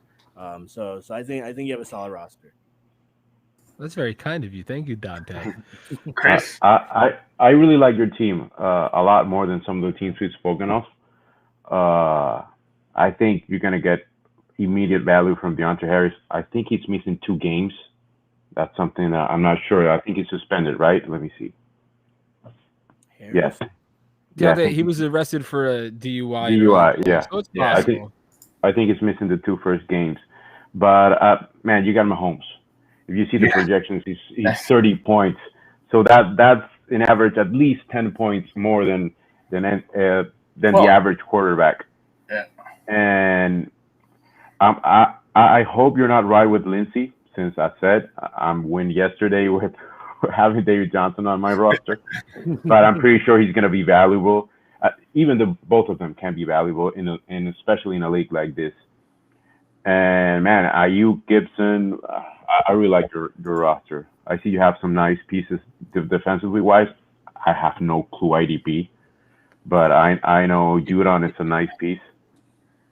And I said he drafted a lot of rookies, which is why you see a lot of zeros over there with Cox and Jalare and Surtain. Bradbury's also rocking a 0, but James Bradbury had a very nice season last year. He's a great cornerback. He went totally late in the draft. Yeah, right? I think I had him queued. cheap.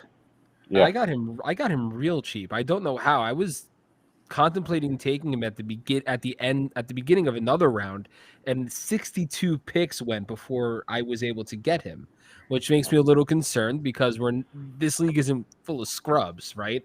Like we all know what we're doing. We all have to know what we're doing to a certain extent. Yeah. To be in a league like this. So I was a little trepidatious when it came to drafting Bradbury, but Judon was a good piece for us just because we had to. We'll get there. We'll get to you. This guy over here. But like I said, I'm a fan of Justice Hill and Royce Freeman.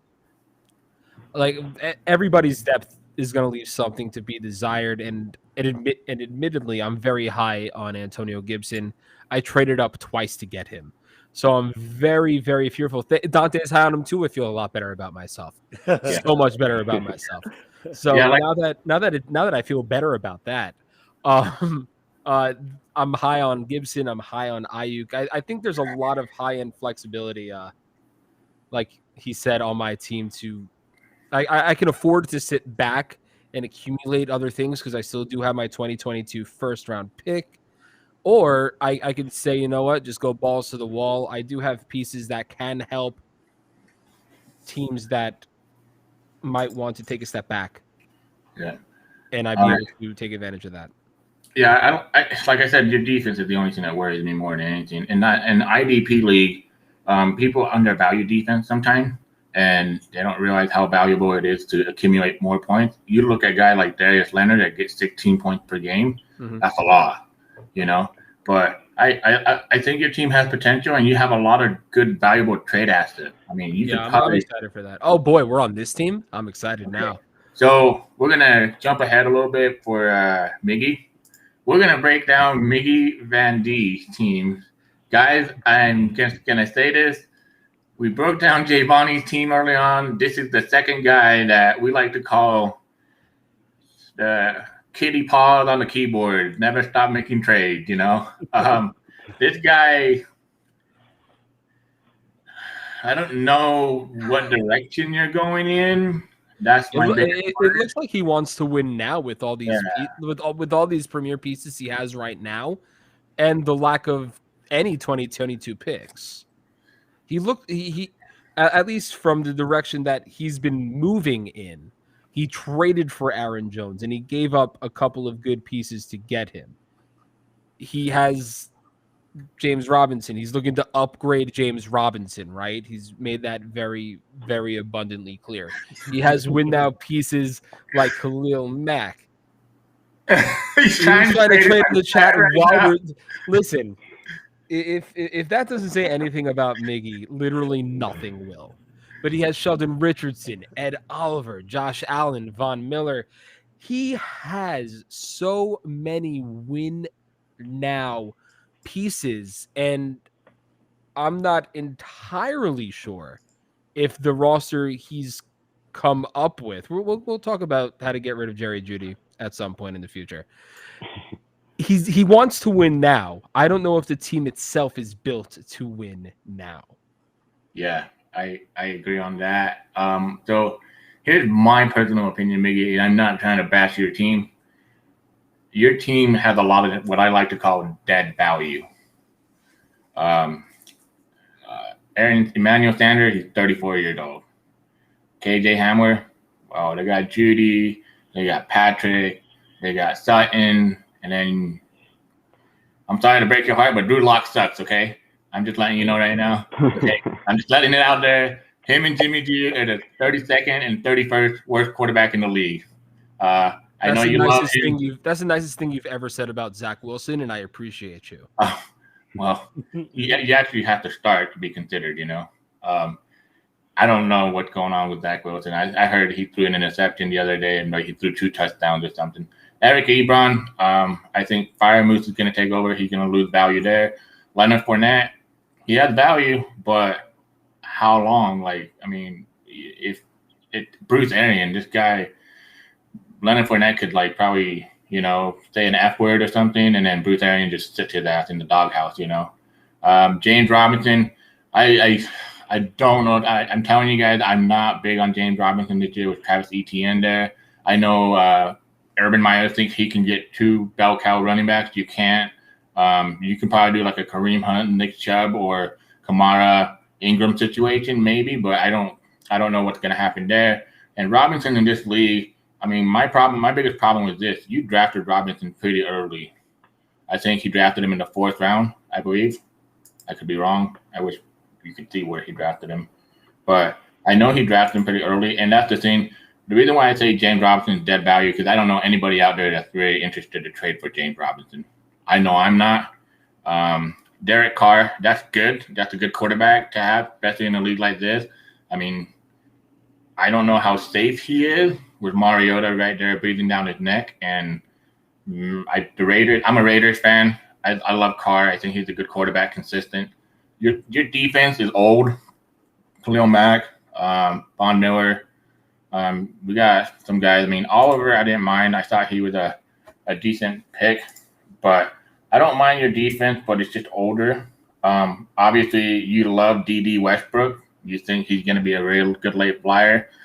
There's a reason why D.D. Westbrook is on his third team now. I don't know.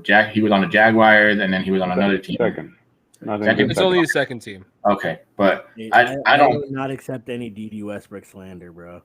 Okay, that's fine. I mean, like, just my personal opinion. Miles Boykin, that's another wide receiver everybody was high on, and like just it's hard to look at your team and see your direction. I always say in Dynasty, you build a story with your roster. You have to build something, and I don't see that direction with your team. The other thing is right here. You don't have any of your picks for next year's draft. That's really going to hurt your roster. I mean, I think it can compete. Hopefully it makes the playoffs, sneaks in with the top 16 team. But you're really dependent on James Robinson to still be that, like a top 24 running back. But Aaron Jones is just stud. But me, I didn't even talk shit about it for like the last 10 minutes. But best of luck on your team. I hope it sucks because I have your pick. But yeah. Dante? I feel like that's going to be your analysis for most of the team. I hope your team sucks because I have your pick. No, so I agree with the direction. I think his players are fine. I think that he has a shot to compete. I think just like everybody else, like depth is going to be an issue on all teams, and health is going to be an issue on all teams. I think the players that he has are fine. Sanders is going to have a role. Hamler, he thinks he's going to have more of a role than I do. I'm never upset when I'm wrong about a player. Like if I'm wrong about them, then I don't have a problem being wrong about them. So if Hamler is somebody who can perform for him, then great. Ebron still has a little bit of gas left in the tank. Firemuse will probably take over more so next year. I wasn't quite sure with the Fournette move, with the uncertainty in that backfield, why you would move Melvin Gordon. I think Melvin Gordon is the clear-cut starter right now, with Williams potentially taking over midway through next year. That's Fournette, very bold. Yeah, I mean, from all the things that are coming out of camp, Williams has been a really good pass catcher. He's looking more spry. Gordon is. I like Javonte Williams. I think he's fine, but I don't think he's going to come out here and wrestle that position away. And we saw that Fournette didn't do that last year. So if you're talking about what's the most likely scenario, is it more likely that as a running back, one on a team or two on a team, that Melvin Gordon can help you versus Fournette, who was the two yet last year? And then the one thing that saved his grace was that Ronald Jones can't pass protect or catch. And so he kind of got that third down kind of role. And now they have Gio Bernard. So where is he really going to fit in? So I think that roster uncertainty, I think you hit the nail on the head. That's the only issue that I have. I think the defense is pretty solid. There's some good names there, good players there. I think the depth of defense, like you have quite a few, 4 defensive players. I would probably like to see more offensive players on your bench, because your defensive stalwarts are going to be what they're going to be. And you could probably pick some of those guys up off the bench, or off the free agency. I don't know how many offensive playmakers you can find there. So it's a little bit of a question mark, but I think he is no problem being like a top 15 or so team if people could stay healthy. It's just I don't know what long-term value. He doesn't have too many young players, and then the older players that he has aren't overly great outside of Aaron Jones. So it'll be interesting. I agree there. Travis? I already talked about this. Oh no, team. Chris. Sorry. I'm trying to find out what. It's okay. It's okay. I think his defense, as you said, G, it's a few years away from not having it, or at least a great portion of it. But I think it's going to be pretty steady during at least this season. So he'll have a good average of points weekly. On the offensive side, yes, I like Jones, but as said, too many questions mark on those running backs. So, but he'll probably move away from some of them if, by the end of today, unless he starts burning more bridges. I told him, man, you're gonna burn all bridges on the first day with those trade offers that you're sending. Yeah. I can't tell you, like Miggy, I love your spirit. I love the way you trade and trade and trade, but sometimes that can be a downfall for building a team. But he just wants to win now. He wants to try to win now, which is admirable. It's really close to, you have to do a lot in a league like this to try to win now without becoming completely irrelevant. And it's not like you could afford to be completely irrelevant. But that's all for me. I have to head out. You can follow me on Twitter at BNK Radio.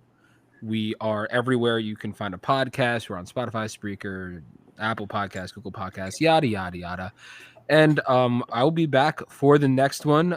You guys are phenomenal people, and I will see you all pretty soon. Perfect, bro. Take care, brother. Thanks for tuning in. Yeah, my pleasure. Thanks for having me. Yeah. Man, Kravitz was great. I love his insight. Let's break down 3 more teams and call it a podcast, and we'll do the second half next week, maybe next week. I don't know. I'll have to plan it out with these guys. I'm just grateful for these guys to jump on and give their great insight. We're going to go ahead and do the Pittsburgh Steelers. Where are you, Steelers? Okay. If Mr. Ike. Alexander Madison, CeeDee Lamb, Christian Kirk, Andrews, Herndon, Gage, Trevor Lawrence, Joey Bosa, Avery Williamson. He got signed. That was incredible how he got that value. Ryan, Hooker, Van Der Esch, Elliott, Garrett. Okay, never mind. Now I know who he is. And then on his bench, he has McFarland, Ahmed, Xavier Jones, Swain, Nixon. I actually don't mind that. Thaddeus Moss, Owe, and I can't say the name, Odeyimbo. Let's see. Doesn't have any 2020 second pick, though. Ooh. He had 2 second. But we know Big Joe's team is actually pretty good. That's going to be a late third, basically. This team, to me, I love Lamb and Lawrence, but the rest of that starting roster is just, I don't see upside there. You know, his defense is built very well. Joey Bosa, Van Der Esch, I'm not too high on him because I think he's not going to be a Cowboy after this year. But it makes me wonder what direction he's going, because it looks like he has a balanced team of win now, but also win later.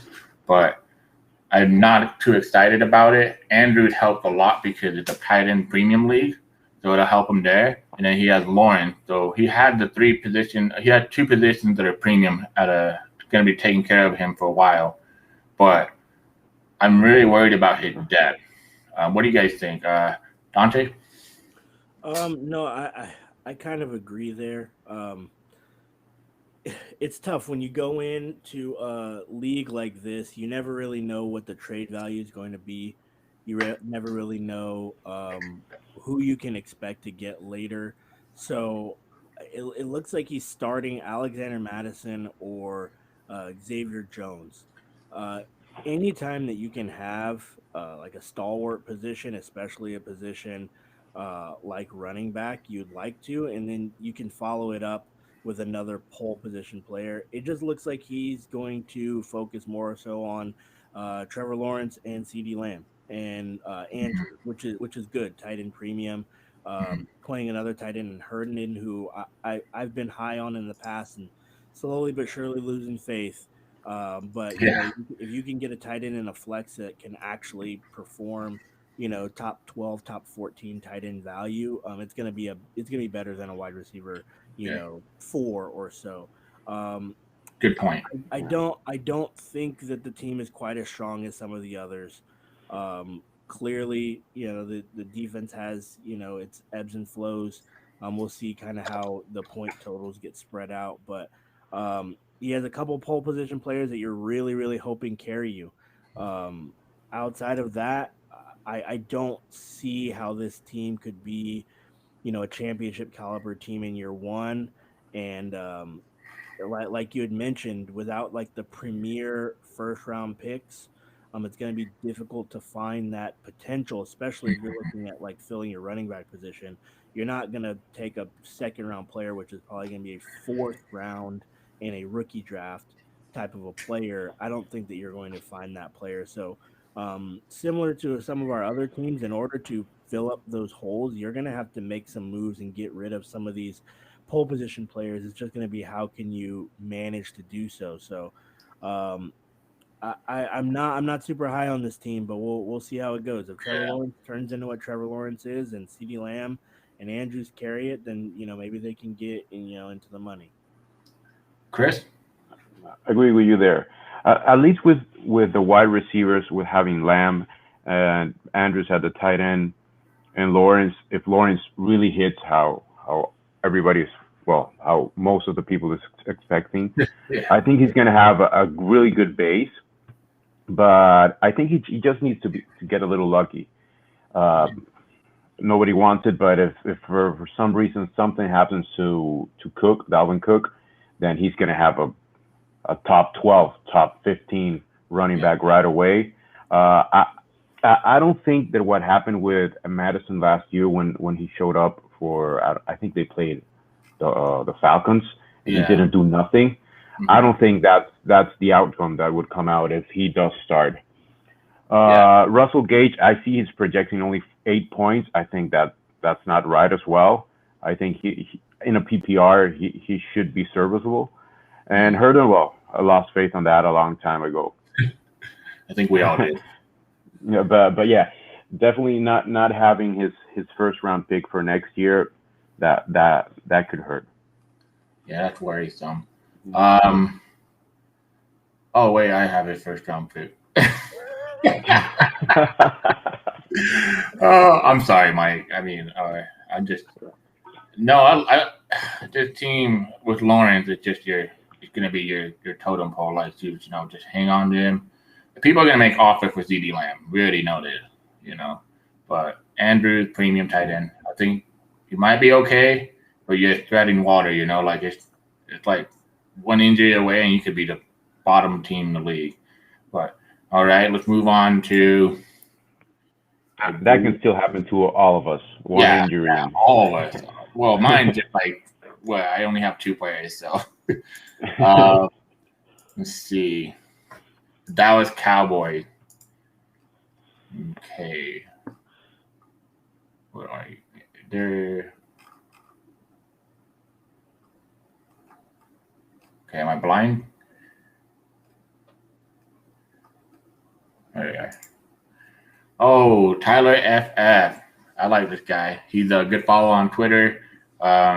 He's smart. I think was that Tyler that wanted us to talk about Judy.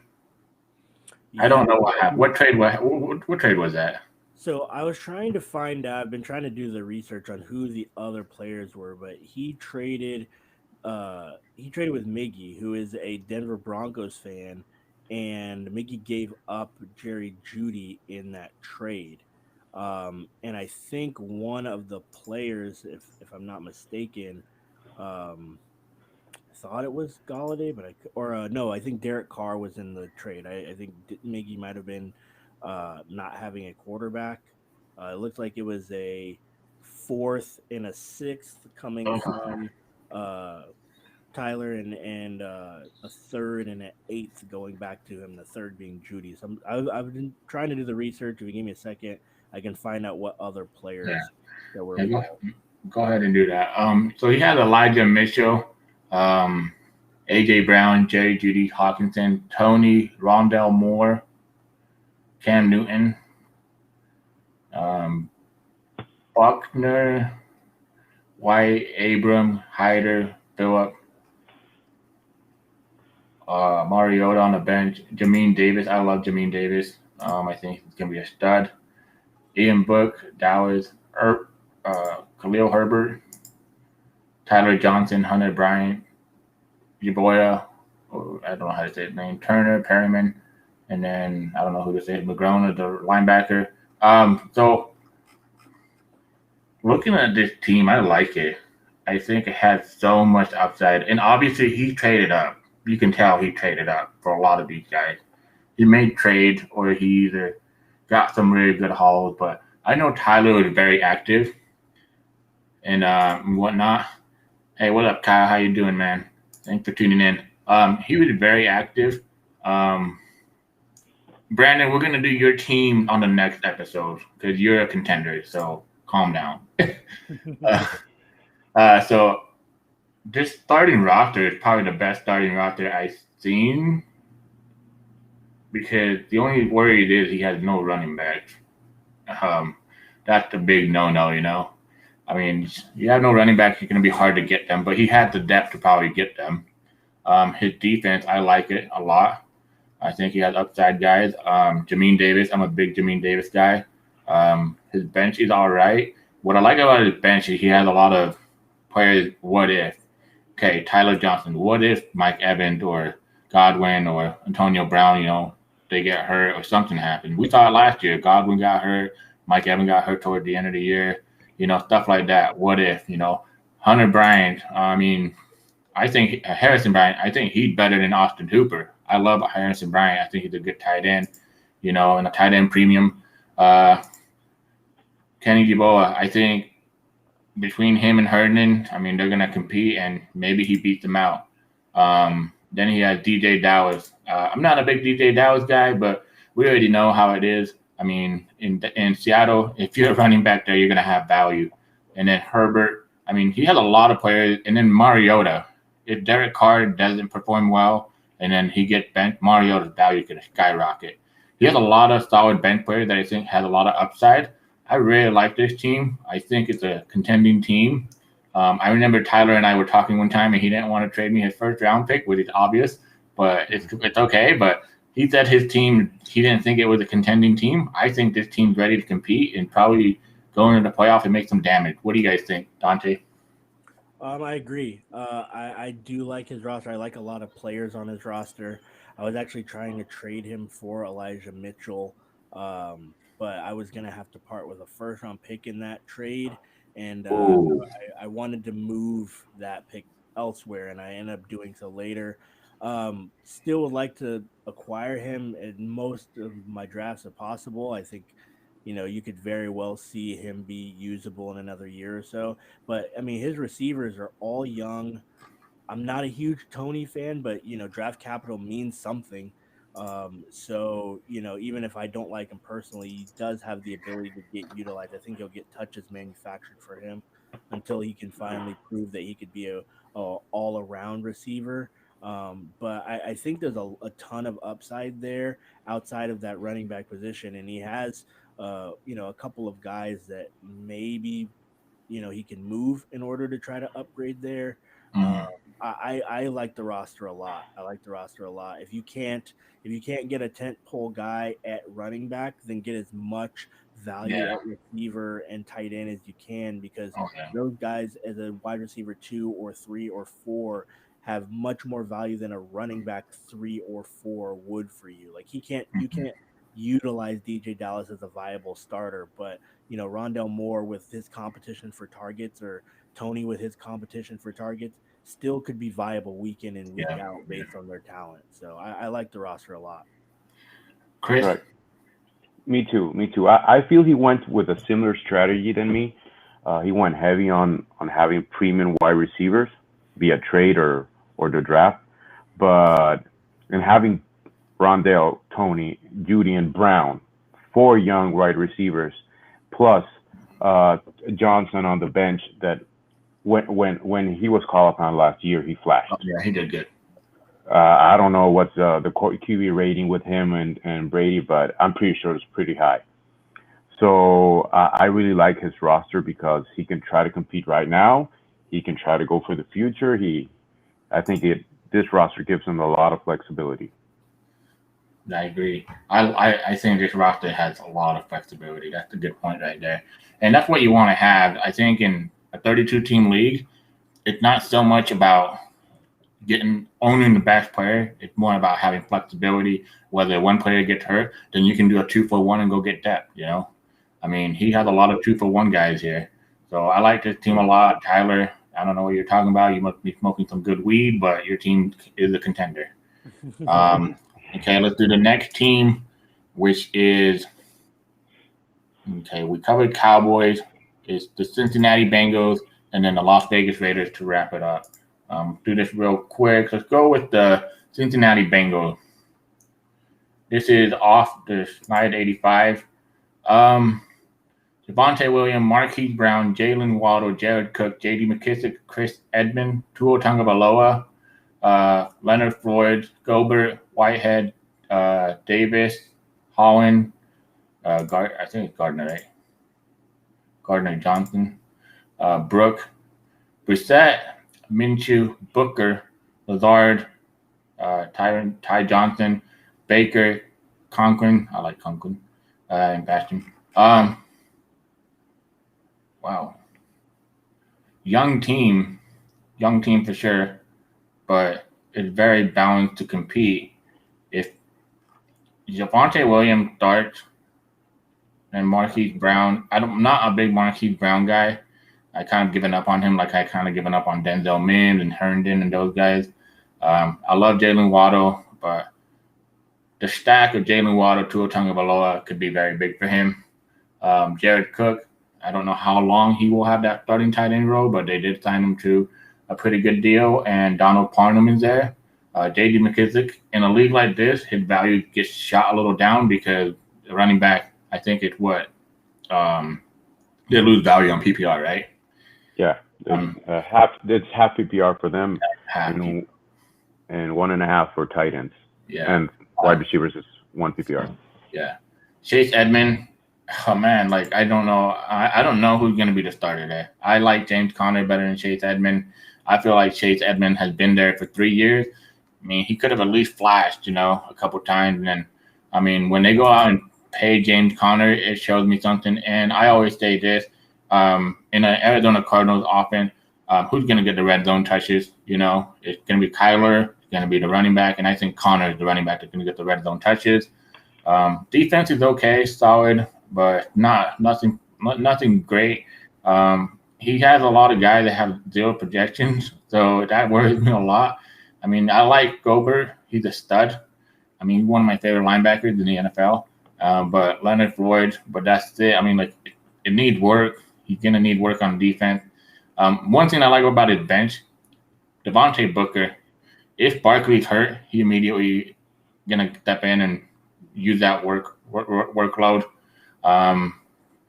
Conklin, I like him, but this team gives me a little bit of, I don't know, like it's steady needle.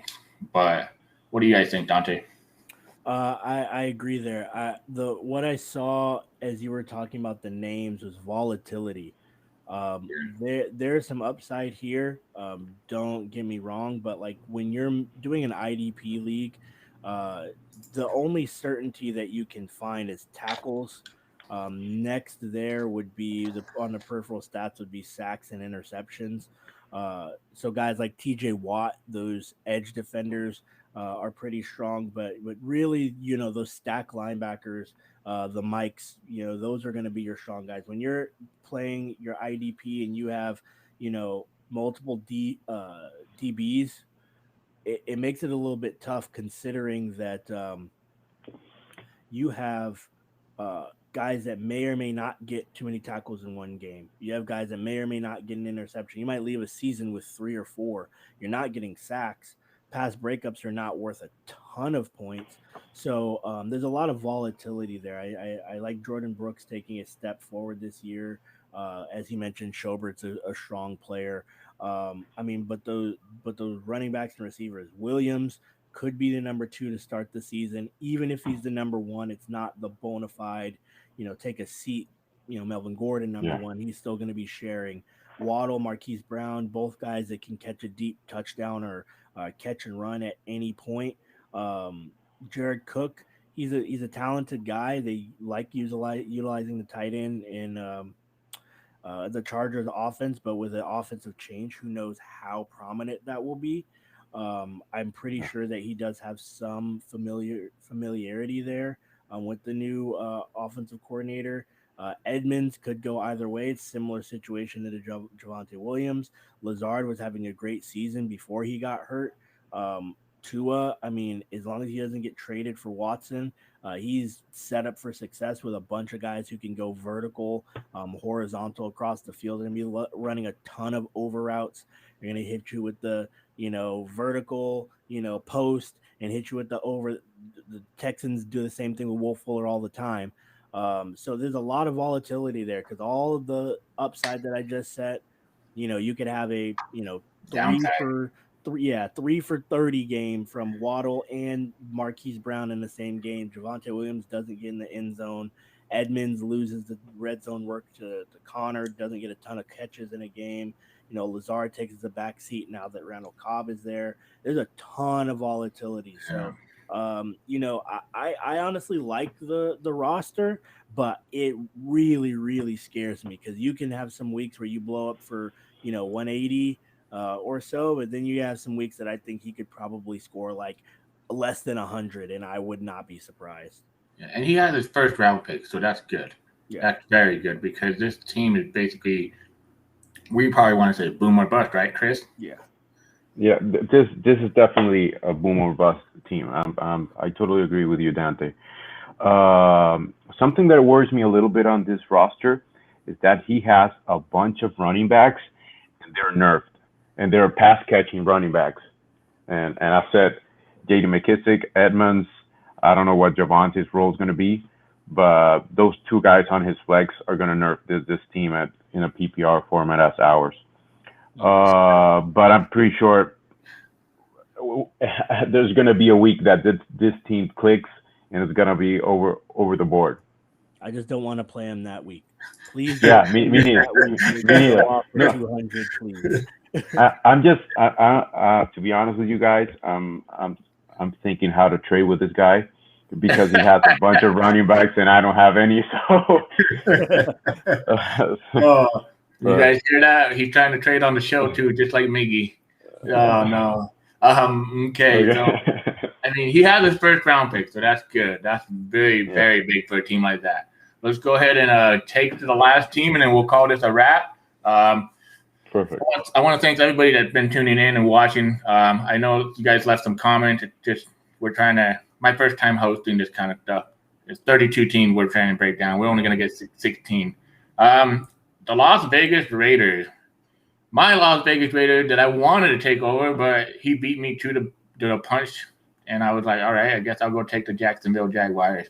Because if the Raiders keep breaking my heart, I don't know. I'm going to go to the safest quarterback in the league probably. No, I'm just kidding. Nick Chubb, Darius Slayton, James Washington, Dan Arnold, Bernard Reynolds, Big Ben. So obviously I hope as I scroll down, he didn't set his rosters, and he has a very good roster because they're on his bench or something. Because if this is his starting lineup, oh my Lord. Not even baby Jesus can save him. Okay. Wow, that defense. Whoo. That's fire. Oh my gosh. Chase Young, TJ Watt, Fitzpatrick. Is it Fitzpatrick? Yeah, Minka Fitzpatrick. Jabril Peppers, Simmons. Wow. Hill, Dupree. I love Dupree too. Underrated. I hope he comes back healthy though. Defense. Holy crap! This is the best defense in the league. Let me see. Let me find it. Las Vegas Raiders. Sorry, I accidentally clicked out of it. AFC West.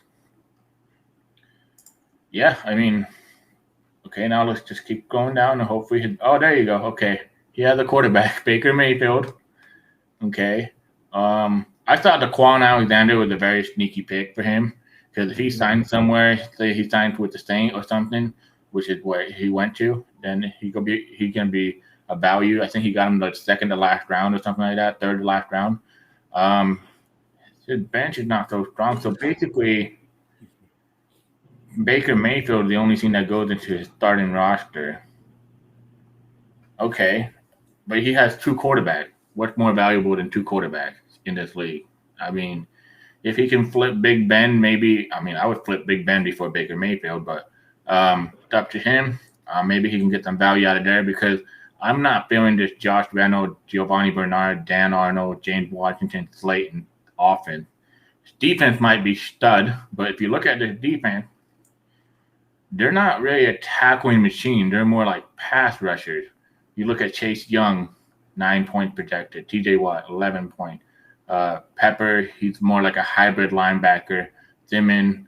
I mean, this defense has upside, but is Dupree healthy already? Is he going to play? Is he ready to go? But I'm a little bit worried. That offense, besides Nick Chubb, I'm kind of wondering where he's going to get his points from. I mean, he has Big Ben and Baker. Maybe he can make a trade, but that's just my opinion on this roster. What do you think, Dante? I love his defense. I think the one thing that Sleeper doesn't do a great job of accounting for is player role and their usage. Most of the players that he has either are stout pass rushers who can get that sack production, or they're versatile players that may not be 120 tackle guys, but can get you a lot of peripheral stats. Okay. Pepper, Simmons, Fitzpatrick, those guys are all guys that should be on the field in nickel situations, that should be on the field in base situations. They're not going to be taken off the field like you would see other, more traditional tacklers.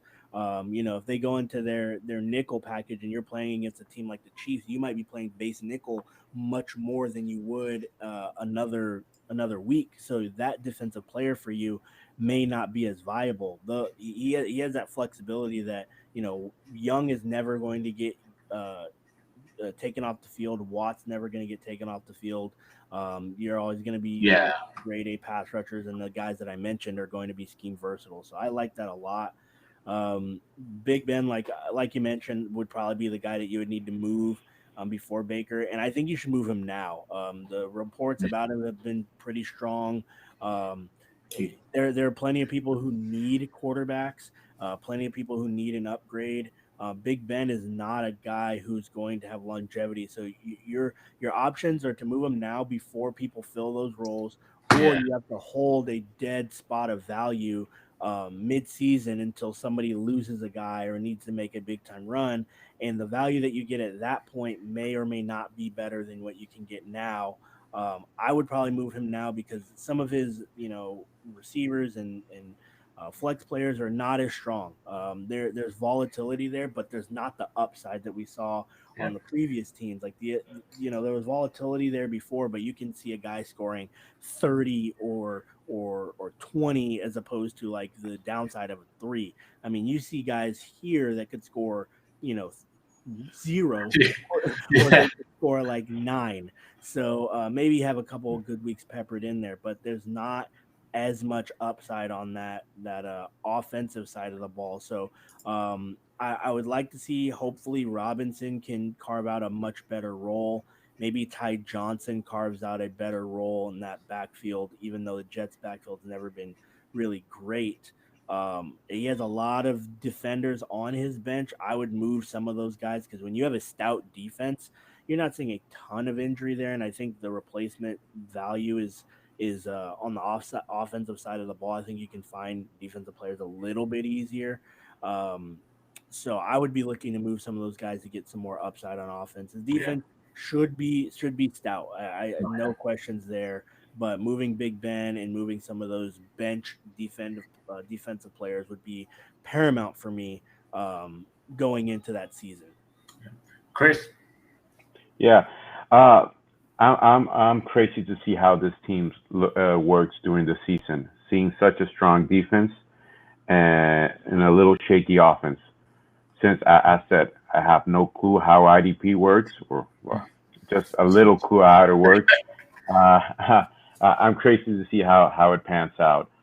On regards to comparing this team with the last one, I think Dante had a great point saying that this team has a few players that can have a huge week, but not as the other team that had all the positions were high upside players. Here, as it's hard to see Bernard. Let's say Bernard gets a week of 5, 6 targets, but just 30 yards. So that and nerfed with a half PPR. No, I don't know. And definitely moving Roethlisberger right now that he's slimmed down and everything's positive in training camp. I'm with you there as well. I think Baker's going to be in Cleveland for the long one. Yeah. I think that they're doing all the right things there. Yeah, I agree with you guys there. This team just so interesting because you're a stud defense, and nobody had this stud of a defense. I mean, I'm pretty sure he has the best defense in the league. This is the Las Vegas Raiders, right? So yes. One thing, guys, the IDP in our league is a little nerfed, right? It's not like the standard one. Yeah, it's a little bit different. Yeah, he definitely has. His defensive line is ranked 4th. His linebacker is ranked 8th. His defensive back is ranked 4th. In IDP 1, yeah, he's ranked 1st in IDP. So his team is loaded. But the thing is, then we go down to wide receiver 1. He's ranked 31st. Wide receiver 2, 28th. Tight end, 29th. Wide receiver running back, tight end 1, 30th. So, like, and then running back, he's ranked 6th. But it's obviously because of Nick Chubb, you know. But that worries me a little bit. I really hope, and he does have his first-round picks. So this is another reason why I tell people keep your first-round picks. And I know I'm a hypocrite because I got all you guys' first-round pick. But, yeah, sorry about that. Dante, Chris, give us where we can find you, and we're going to wrap this up. Yeah, so I've been trying to do a ton of work building up our Pay Dirt profile, Instagram and Twitter presence. So you can find us there at pay_profile. And then I'll be doing so myself, Dante_PPP for Pay Dirt Profile Podcast. You can find us basically on all of our platforms, Apple Podcasts, Google Podcasts, and the like. The Pay Dirt Profile Podcast will be coming out with new episodes coming up in the next month or so. Thank you so much for having me on. It's been great. Hopefully can make it for the next one as well. Yeah, we have a question here. Where are the rankings coming from? Your references? Yeah, Fantasy Pros. Basically, we take the ECR ranking, and of course, my personal rankings are on there too. Yeah, we basically, the IDPs, they have them in there too. But like the thing is, like I tell people, there's draft ranking and there's dynasty ranking. You can kind of see, but in this league, it's a 32-team league, so it's almost similar, you know, because unless you weren't really old like Miggy, then he's just going to be in between, you know. But I think for IDP, it's very hard in a 32-team league to build such a balanced roster. And the people that did it smart, which will be the next 16 team, by the way, we haven't talked about Kaz or Dante's team yet. So there you go. That's a hint of who the smart people are here. So that's why I wanted to bring, when they told me they want to come on, I'm like, hell yeah, because these guys are the ones that are doing it right. But, and trust me, Dante had tried to trade me his first round. Like, I'm like, dude, your first round pick ain't that valuable. And like, I'm like, all right, I'm just trying to trade away his picks now. But no, I mean, like an IDP 32-team league, you're gonna have dead spots on your rosters. And my only advice before we wrap up the podcast on a 32-team league, trade up, get players that you want, get value, or trade down and get depth. You know, depth is keen in a 32-team league. Like I couldn't believe how many trades were happening in the wrong way with some people, but then there was some smart people. I won't say their name, but they're right here in front of you. But they traded down and they garnered depth. So, Chris, where can we find you at? Well, you're not going to find as much content on Twitter yet, but you have my handle there at CAZ2687. I'll be sure to update that soon enough. And that's where I speak about fantasy really at Twitter. Instagram's all family and personal, but there you go. I'll share that later on. And man, I think it's been awesome to meet you guys and speak something that we all love for sure. Yeah. And I'll be stoked to be back with you guys. Thank you, man. Break down the rest of the teams. And I'm sorry to the teams that we didn't speak so good about, but just trying to be as transparent and as possible. Tough love. That's what it is. Yeah, for sure. Well, for you sure. also got to think it's preseason. I mean, you had guys like Adam Rank who talked about, I think it was the 49ers 2 seasons ago, having like a 3-13 year or something like that, and then they blew up. I mean, it's gonna happen. All you do is give analysis based on the information presented to you, and the information presented to us right now is what we shared, and things could change. Things could change in a big way. For sure. Training camps is just getting started. Yeah, I appreciate everything that you guys. Your insights are amazing. Like I love doing this kind of stuff because it opens my mind, and so I hope it opened everybody else's mind. With that being said, tune in. I don't know when we'll announce it, but we'll go ahead and get together and we'll do part 2. We have 16 more teams to go, and these guys are the contenders. These guys are the guys going for the money. They're not like the Jacksonville Jaguars, but yeah. Thanks for tuning in, everybody, and have a great day. See you guys another time. Peace. Later, guys. Thanks.